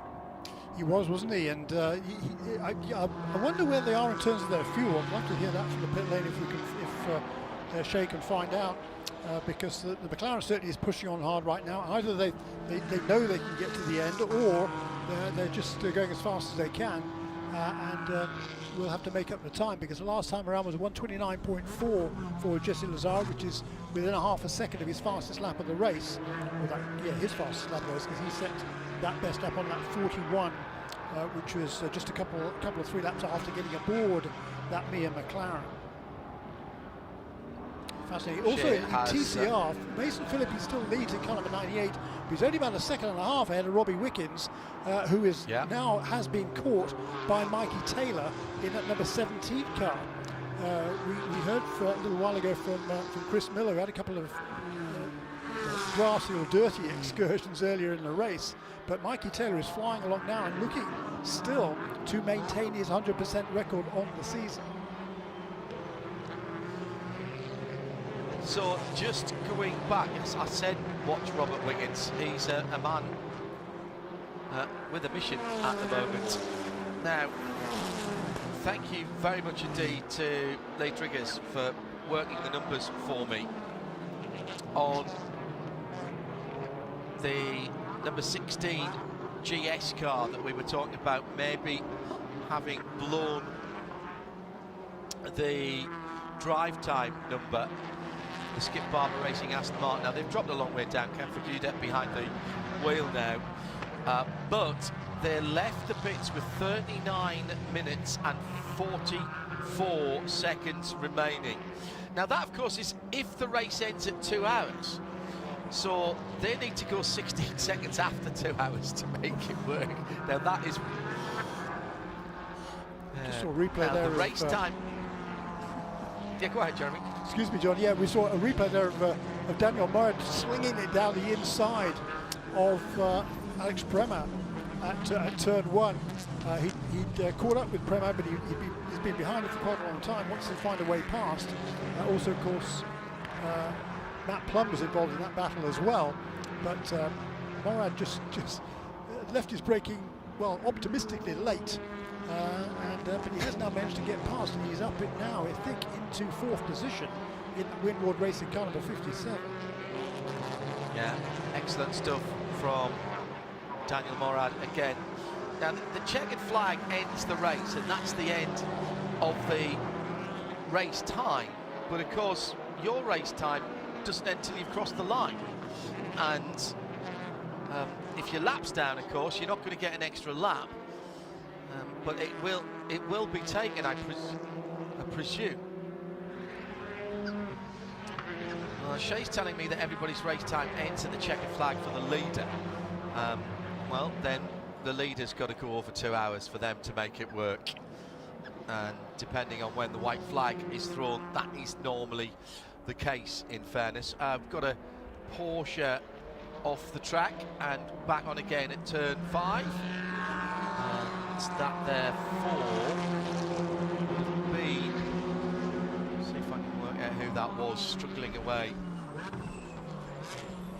Well, we're hearing from Shay Adam that we might be having a Team TGM car at the moment. Battle for the lead down at the final corner. We'll get back to Shay in a moment. And this time the Mia McLaren really punches out of the corner fabulously well, goes past Amir Halim in the CDR Valkyrie car, and Trent Hinman, who had caught back up to just half a second away from the leader, just has got no answer punching out of those slow corners, Jeremy. No, interesting, isn't it?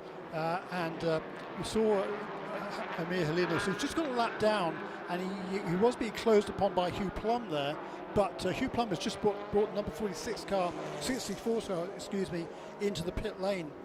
So he'd taken over that car. Yeah, he's on a different strategy to everybody else. He took over, of course, from Ted Giovannis at the 40-minute mark in the race. So he was due a pit stop and has just made it. So he's lost quite a bit of ground. Robert Wiggins holds at about a second from the leader in class, and another off Sebastian Carrazzo. And that's who I think was off earlier on, that we mentioned, 10th place for the Porsche number 67. Shay Adam, let's check in with her. We've had a couple of pit stops, and she's also been talking to some of the teams. We were wondering who had fuel, who didn't have fuel. Here's the BDO pit lane report that will give us the answer. RS1 said, sure, they're good on fuel. They did take 4 tires on their stop, by the way. I've just made my way down to the exact opposite end of the pit lane to catch the eye. You guys good on fuel? You good on fuel? Yep, they're praying, but they said they're good. So that's good news from the Mia McLaren front as well. And Jaden Conwright did let me know with Toyota that Hattori, they're good on fuel too. Okay. Jack Hawksworth. So it's just a 2-horse race in front, really, John. Yes, it is. Yeah, they're still. You're right, Jeremy. They pulled away now from Jack Hawksworth. He got the gap down to around about 16 seconds Hawksworth from second to third, but it's now back over 20 again, which it was a little while ago. So Jack Hawksworth does not have the same pace now as he had earlier on. The race leaders, meanwhile, they're turning similar lap times as well in the mid-30s and pulling away from that third place car. Meanwhile, that battle in TCR, Mason Philippi still leads in car number 98, but now a second and a half between himself and Robbie Wickens, and Mikey Taylor. Well, Mikey Taylor got past him there. Maybe Mikey Taylor's ahead of I think he's ahead of Wiggins. So Mikey Taylor in the Unitronic Audi, I think, has gone through into second. I'll tell you that in a moment or two. Meanwhile, a moment or two ago at the corkscrew, bit of a dive bomb. No, a lot of a dive bomb. That's why Sebastian Carrazzo was off at the corkscrew. That was the core Motorsports Mustang. Luca Mars behind the wheel of that car. Leaders across the line again. Let's see. I think, no, Mikey Taylor, there must be a lapped car in there somewhere, is there? Okay, is that for Felipe? No, there's Mikey Taylor. No. That Mikey Taylor is in behind the leader. They're coming across the line now. The timing screen will reset. Mason Filippi is still leading in 17th position overall. My eyes did not deceive me. Mikey Taylor is in second, and he's pulled out a couple of seconds on Robert Wiggins. Now, didn't see the pass, Jeremy, and I don't know whether there was a mistake made there, but there are GS cars coming through that battle at the moment. And I wonder if that was a determining factor. There's a big dent in the driver's door of Robert Wiggins of Brian Herter Autosport in that Hyundai Elantra. It is not as it left the factory, shall we say. Okay, so Mikey Taylor has got past Robbie Wiggins, but he hasn't yet quite managed to dispatch the leader, Mason Philippi, in car number 98, but that battle is very much on at the front of the field. Mikey Taylor charging once again. The fastest lap in TCR has been set by Tim Lewis, who's running in 4th position in the Alpha. He's about 6 seconds behind Robbie Wiggins, who's running 3rd. The Baby Bull 44 car back in again, and again for fuel. I'm not sure why that would be. Maybe they've got a fuel rig problem on that car. Just checking to see when that Alpha last stopped, actually, because they seem to have been out there an inordinately long time. Will Talley did the early laps, and Tim Lewis has been in since then. So I think Will Talley for the first 10 or 11 laps. Tim Lewis has been in since then, much the same as the Road Shagger Racing 61 car. It was Gavin Ernstone and John Morley jumped in to that. This battle in TCR is enthralling as Robert Wiggins now is back right on the tail of Mikey Taylor, and they are being gained on by GS cars. The number 91 Porsche of Riley Dickinson is right there, and will go down the inside at turn 5 of Wiggins. Gets that one done fairly easily. Sorry, excuse me, of Mason Filippi. So Mikey Taylor has got to the lead. So in that kerfuffle, Jeremy, with those GS cars coming through, Taylor has got to the lead. Yeah. Having so looking passed to maintain that 100% record, that would be a remarkable start to the season for that team. There's so many dramas last year, but it's been a really, really good run once again, particularly for Mikey Taylor. Chris Miller struggled a little bit in his first stint. Been a great job here by the South African-born Mikey Taylor. Fantastic run in that Unitronics GC Motorsports Audi. Meanwhile, I'm just looking at the battle for third position overall, which is developing now. Jack Hawksworth has been caught by Daniel Morad in the Winward Mercedes, car number 57. That is the car that has set the fastest lap of the race at a 28.5, and last time around Morad was a second faster than Hawksworth in car number 50. Yeah, that is a great battle. Shea rightly points out in my ear, class act from Chris Miller. He put his hand up straight away and said, "Oh, I didn't really leave driving partner in the best of situations. Well, Mikey Taylor has said, yeah, hang on, hold me driving suit. I'll cut this out. Our partners, mate. Win as a team, lose as a team. We'll be all right. Really nice job. Really, really nice job. All of a sudden, there's just 16.5 minutes to go. So, to my broadcast colleagues, Jeremy Shaw here in the Ford Performance Global Broadcast Centre, and Shea Adam, our BDO pit lane reporter, you have to start thinking about 2 Michelin moments of the race. One for TCR, one for GS, and indeed it was, in fact, Daniel Morad going down the inside of Robert Wickens at the Andretti hairpin that gave the opportunity to go to second for Mikey Taylor. And again, it was traffic, and it was the 46 Aston Martin this time that just eased the leader slightly wide coming out of the Andretti hairpin. So that is extraordinary. Matt Plum helping out Mikey Taylor there inadvertently. He's just running his own race, and Matt having his own battles as he's trying to go past the Van der Steur Racing Aston Martin. So traffic assisted passes for Mikey Taylor, or is that just really good opportunist driving? You be the judge. Maybe a candidate for the Michelin moment of the race in TCR, because Mikey Taylor read that traffic and those opportunities perfectly, Jeremy. He did, didn't he? It was a great piece of driving there, and certainly unfortunate for Mason Philippi there. I mean, he was pretty much minding his own business. He did nothing wrong, and all of a sudden he found himself with a lack of asphalt, and the dirt doesn't give nearly so much grip, and that loss of grip gave Mikey Taylor the launch he needed to go past and take over the lead of this race. So it's been a brilliant drive by Taylor, no doubt about it. Hello to Richard Crail down under. Spirited discussion about front and rear screens, and he reminds us that the great Peter Brock, when he had that rear shield kicked out, 1985. No front screen, no rear screen, air conditioning, Bathurst style. Brilliant stuff. Hello, Krelsey. Nice to know that you are watching and listening on. 14 minutes to go, and this one is far from written in the history books. Don't do the typesetting for the headlines just yet.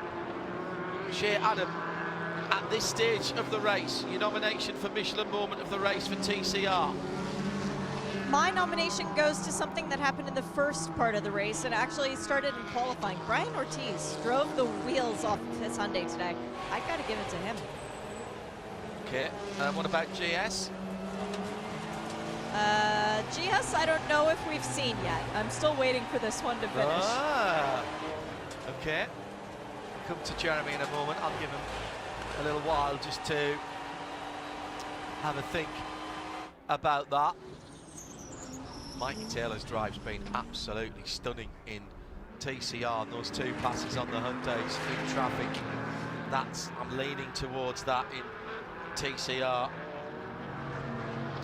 That would be the 17 car. Doesn't have to be the winner. Good drive by Tim Lewis, and nice strategy as well by the KMW team. Again, made that early pit stop work for them. They're up into 4th position after not a great qualifying. 2 GR Supras side by side as Jack Hawksworth puts a lap on the 66 car, and he's got a wiggle on at the moment because Daniel Morad for Winward Racing is coming and down the inside and goes for that position. That's a step on the podium, and it goes to the AMG GT3, the number 57 car, who immediately chops to the inside to cover at turn 3. And again, traffic assisted overtakes. Nice stuff by both of the drivers there. And I just wonder, Jeremy, if Jack Hawksworth in that Hattori Motorsports Toyota Supra, he just took a little bit too much out of his tyres early on when he was trying to close down that 20-odd seconds to the leaders. He's not really got that much closer. He's closed in about 2 or 3 seconds on the leaders, but that's about it. Yeah, I mean, he had closed in 3 or 4 seconds, but he's lost that all and a little bit more. He's stayed pretty constant now at around about 20 seconds behind. So interesting that, certainly, because tyre wear used to be a massive factor here at WeatherTech Raceway, but not so much now with this new pavement. So he is struggling with tyres. Everybody else is running pretty consistent lap times. The leaders, they're doing low 30s now on a regular basis, or high 29s, which is a bit slower than they were in the earlier stint, that's for sure. But whether I think they're probably having to manage their fuel load just a little bit. So 57 minutes to go is when they made their pit stop. We've had no slowing down since then for whatever reason. It's been a flat out race to the finish. So I think Shay is absolutely right. We're going back to the BDO call strategy award, John. I'm with her. I'm not going to make a call until right at the end of this race, particularly in GS. For TCR, no one. I don't think anybody has done anything really different strategically to anybody else, quite frankly. In which case, I'm not going to argue with her call for Brian Ortiz, who had a breakthrough first pole in 15 years. That's cool, and then led pretty much all the way through his stint. So a great run by that Monterey Motorsports Group team. And they've been fast in a whole bunch of races this season, but have nothing to show for it really. So I think they've done a really, really nice job. That was the Honda, of course. A little moment for Robert Wiggins down at the, well, it's more than a little moment actually. It was quite a big moment, and Robert Wiggins used all of his skill and guile to keep the number 33 Hyundai Elantra on the road. Looked like he'd locked up the rear wheels and managed to keep it on the hard standing, but that car isn't handling the way they wanted to. Splash of fuel down at the pit lane for a BMW. Shea Adam has this BDO pit lane report. By Robbie Foley. Now he can make it to the end of the race. That's quite interesting. When did he last pit, and who else pitted on the same lap? That's a very good point, Shea. Stand by, caller.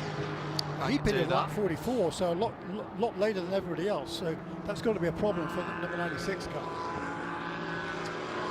Yeah. Unless they are thinking that everybody's going to stop here. I mean, he's already made one more pit stop than anybody else, so something is awry there, I think, for Turner Motorsports in its 556th race with BMW. That is very unusual that they get their sums right. The lead is still just on a second as Trent Hinman is refusing to let that bungee cord snap. They've not had the best middle part of his stint in that RS1 Porsche. Looked for all the world like he'd run out of grip about 15-20 minutes ago, to be honest, and I expected to see him drop down through the field. Daniel Morad is still just gradually half a second here, 3/10 there, pulling back on the leaders, but time is not his friend. 8.5 minutes to go. Hattori Motorsport just off the podium, and again Jack Hawksworth trying to hold on to Daniel Norad and just actually getting pulled back towards the leaders, to be honest. Alexander Premat has dropped away to 9 seconds away from the top 4, and Matt Plum is still hassling him at about a second, 1.2. Riley Dickinson about the same further back.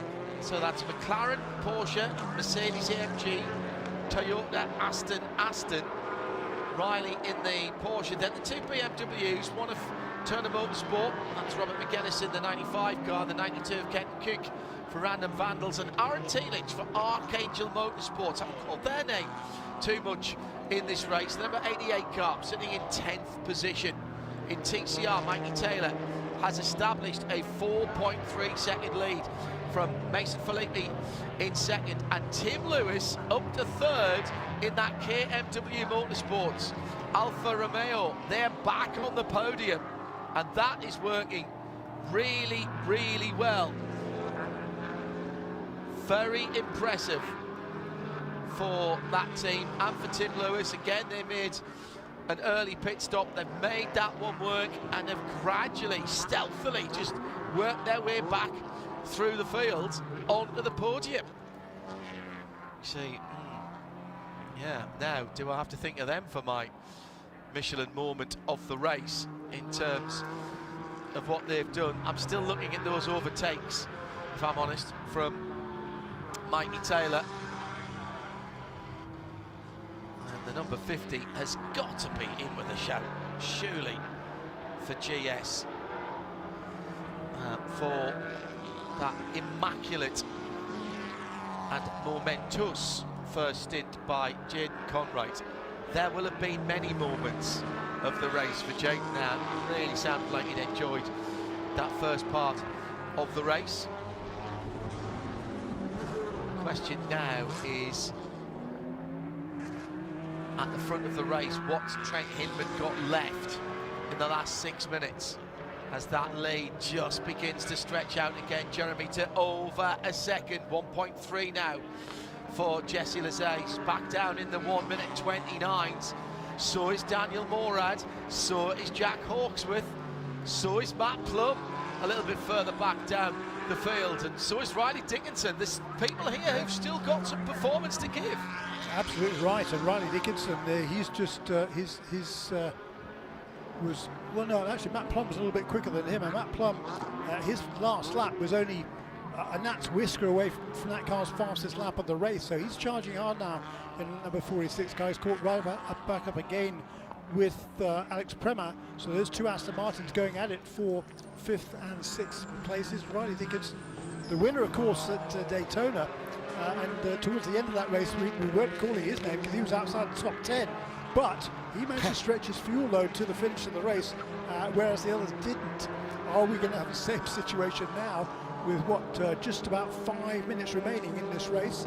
There's number 5 car, Tim Lewis, who's up now in that battle for second position in TCR with the 2 Hyundais directly ahead of him. This is absolutely quality. Second, third and fourth almost as one in TCR. What a battle this has been. Mikey Taylor has cleared off, and Tim Lewis, now let's have a look at his overtaking style. What has he got for the 2 Hyundais ahead of him? The Alfa Giulietta can hide quite easily behind Hyundai Elantra out of the Andretti hairpin at turns 1 and 2, through turns 3. And they've got the bright orange and blue Stephen Cameron Racing 43 Mustang coming up behind them.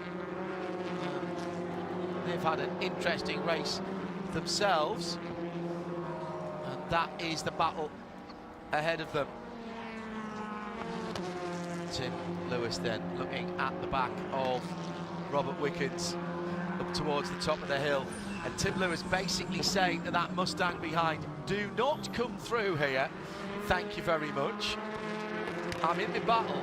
He moved over there very carefully, like a motorcyclist claiming his piece of road on that Stephen Cameron racing car. I thought that was very smart indeed. Now coming down towards the end of the lap, and the Mustang should be able to blast through on the start finish if they get a decent run out of the corner.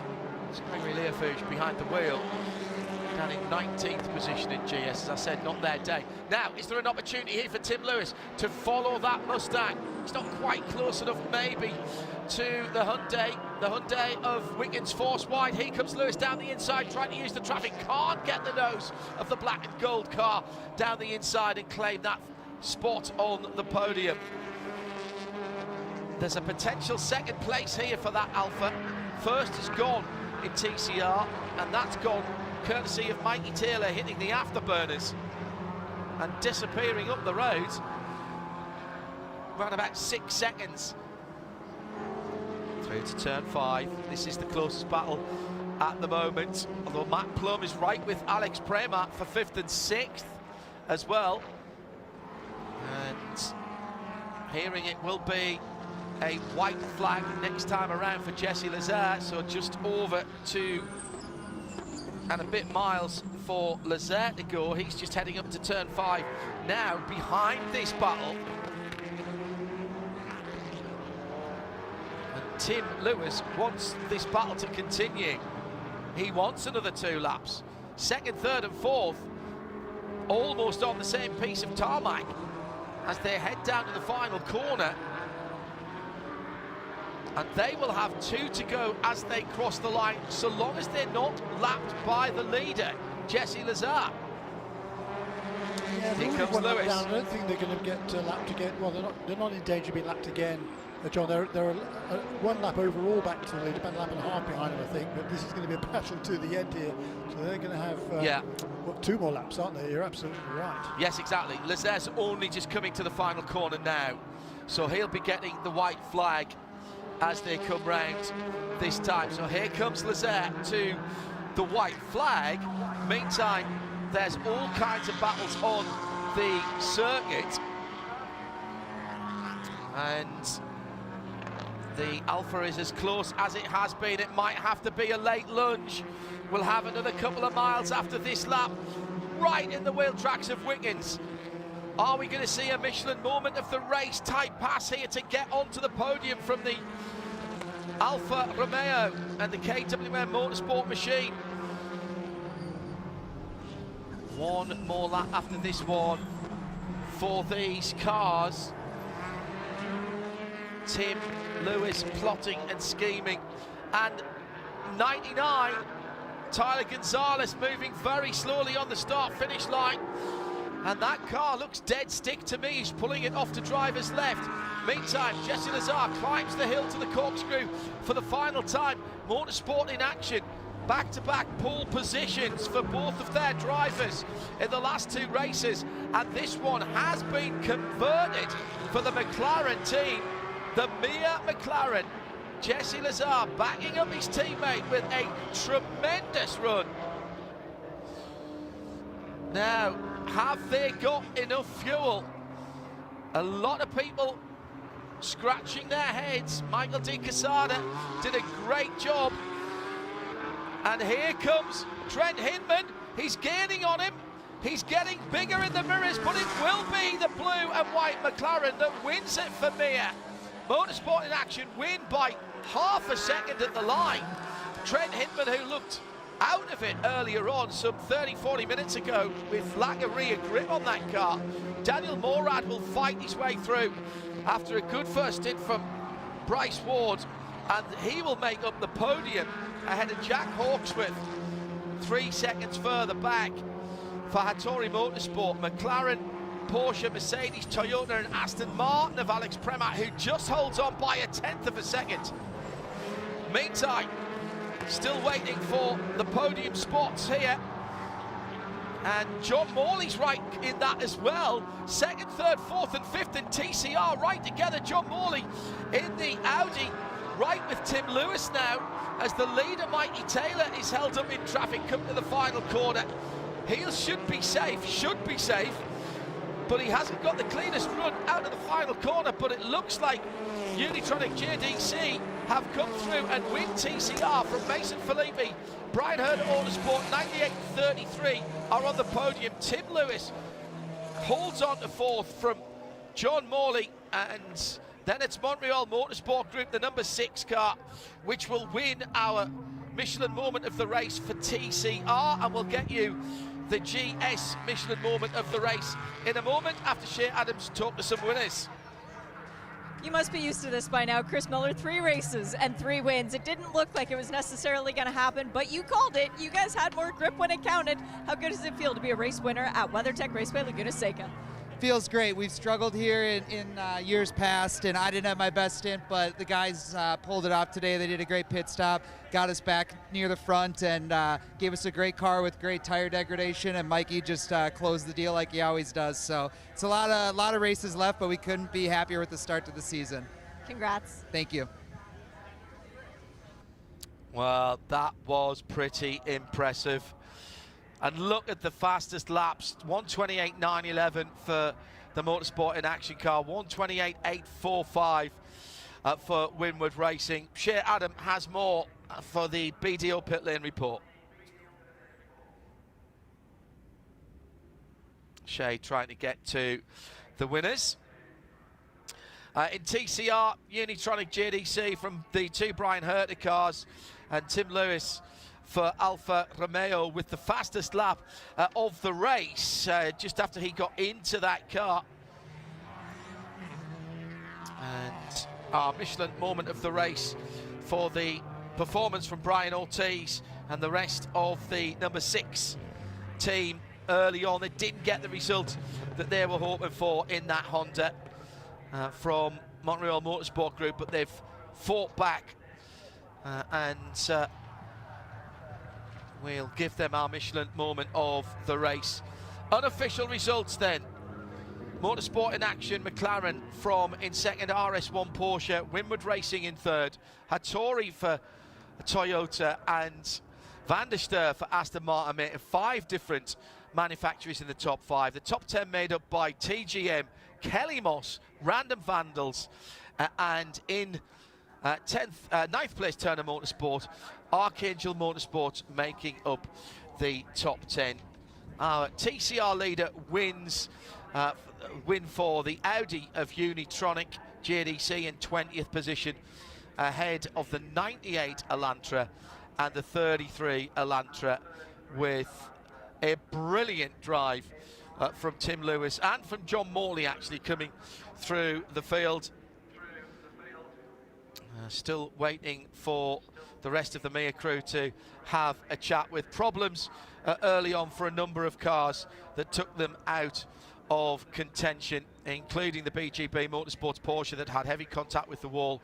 Victor Gonzalez racing a weird incident for Chase Jones with a fire underneath the right front of that car. GMF in and out the pits and was pushed behind the wall. Jake Pedersen, surely the unluckiest driver in the field, with a stone or something that broke the back windscreen on that car and they had to retire it. Shay Adam with the BDO Pit Lane report. With both of our GS race winners embracing in a nice big hug, it was a very well-deserved win for both of them. Michael De Casado, I'll start with you, because you started that race, you just drove off in the distance and you handed it over to Jesse. That easy on paper? Not that easy in real life, but you know, it was a good race. Our car handled incredibly. I couldn't ask for anything more, and it just, I'm really happy that we got it here in Laguna. Jesse did an incredible job. He had a lot of pressure, came out from his pit stop second, got back past Trent, who's an incredible driver, and stuck it out for the win, so I couldn't be happier. Jesse, you've got a lot of wins for this team, this family of yours. What's it like to get one here? It feels good to get a win everywhere, but it's really nice to do it. You know, my new teammate for this year, Michael, he started off the weekend great with that pole, put us in the best position to win. And yeah, we set up this car over the weekend to be really good in these greasy conditions, and I'm really excited we delivered and we got the win. Congrats to both you guys. Can't wait to see what you do in Watkins. So all I need is a moment of the race in GS. We have plenty of them, but is anybody going to argue if we say Jaden Conwright for that first stint? Several moments, not a single moment in time, Jeremy, but that's got to be one of the drives of the season, and we're only 4 races in, 25th up to 2nd on the road through the pit stop cycle, in fairness, but Jack Hawksworth goes back out the pits in 3rd position, and not a mark on the car from young Jaden in just his 2nd run out in the championship. Yeah, I'm not going to argue with that, John. I think it was a tremendous drive by Jaden. I mean, he did a super job in qualifying. It was all taken away from him, so he had all that work to do, and he did the work and handed over to Jack Hawksworth, and then Jack brought it home. I mean, he wasn't able to fend off Daniel Moran there, who once again was stellar fast in that Winward Mercedes. But yeah, I think that Tory Motorsports team once again did an excellent job and come away with a podium finish. They've got to be thrilled with that. Yeah, and you've got to think that what could have happened if they'd started in their original grid spot, coming on 4th, might be a wee bit disappointed, but coming on 4th after starting 25th, not too as competitive as this field is. Oh yes, absolutely. The CDR Valkyrie Supra is dragging its exhaust back to par firme. Just a note on how tough this one has been, and the clean-up begins for the VGRT. And thank you to all of our track services, marshals, flaggers and volunteers, not just trackside but at the whole facility, medical staff, etc., because it's already been quite a long day. And also a very big thank you to all of our camera operators who've been out in the sunshine all day, as well as our tech team, both on site at WeatherTech Raceway Laguna Seca, up in North Carolina at NASCAR Productions, and of course up in London, Rob, Curry and Tim doing sterling work today across 3 different races at 3 different circuits, or 3 different events, should I say, at 3 different circuits. And still to come, we have WeatherTech qualifying, which will be live and free on YouTube here in the States and further afield, and of course on IMSARadio.com via the live video button. Jeremy will be doing some addition, and I think I've given him enough time to do the arithmetic. What can you tell us about the points, Jeremy, before we sign off from this one? Yeah, well, Matt Plum came into this weekend with the points lead by just 10 over Frank Depew and Robin Liddell. He will maintain that lead with the 6th place finish today, so 830 points unofficially for Matt Plum. In 2nd place will be Riley Dickinson and Michael McCarthy, I believe, on 800 with a run to 7th today. 3rd position will be today's race winners, Jesse Lazar and Michael De Quesada. That was the 3rd win for Jesse Lazar in the Michelin Pilot Challenge, the 1st, of course, for Michael De Quesada. 4th position will be the erstwhile 2nd place runners, Frank Depew and Robin Liddell on 760. And then in 5th place, today's 3rd place finishers, their 2nd podium of the season, having finished 2nd at Daytona. That's Bryce Ward, Daniel Morad on 710. In the Manufacturer Championship, by the way, Porsche, I reckon, will take over the lead from Aston Martin by a 20-point spread, 930 to 910, with Mercedes just 10 behind in 3rd.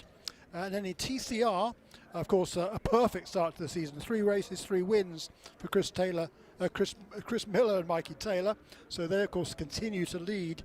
But up into 2nd place now, with the 2nd place finish today, will be Mason Philippi and Mark Wilkins on 870 to the 1050 of Miller and Taylor. And Preston Brown and Denny Dupont, they came back from a few dramas today to finish 8th, and will still have 3rd position in the points, just 40 behind Philippi and Mark Wilkins. Well, thank you very much indeed to our BDO pit lane reporter, Shay Adam. Don't go too far away. We've got live, free sound and vision coverage of the WeatherTech SportsCar Championship qualifying for the big race tomorrow. Jeremy Shaw joined me in the Ford Performance Global Broadcast Centre. What a race. McLaren take it from pole to victory circle. Motorsports in action on the top step of the podium ahead of the Porsche of RS1 in 2nd, Winward in 3rd, and a great fight back by the Unitronic JDC Miller Audi to make it 3 for 3 in TCR ahead of 2 Brian Herder Autosport Hyundais. It's been an absolute cracker, and you can follow along the whole of the IMSA Michelin Pilot Series in 2024 on IMSA Radio and IMSA TV. I'm John Hindorf. For the moment, bye for now.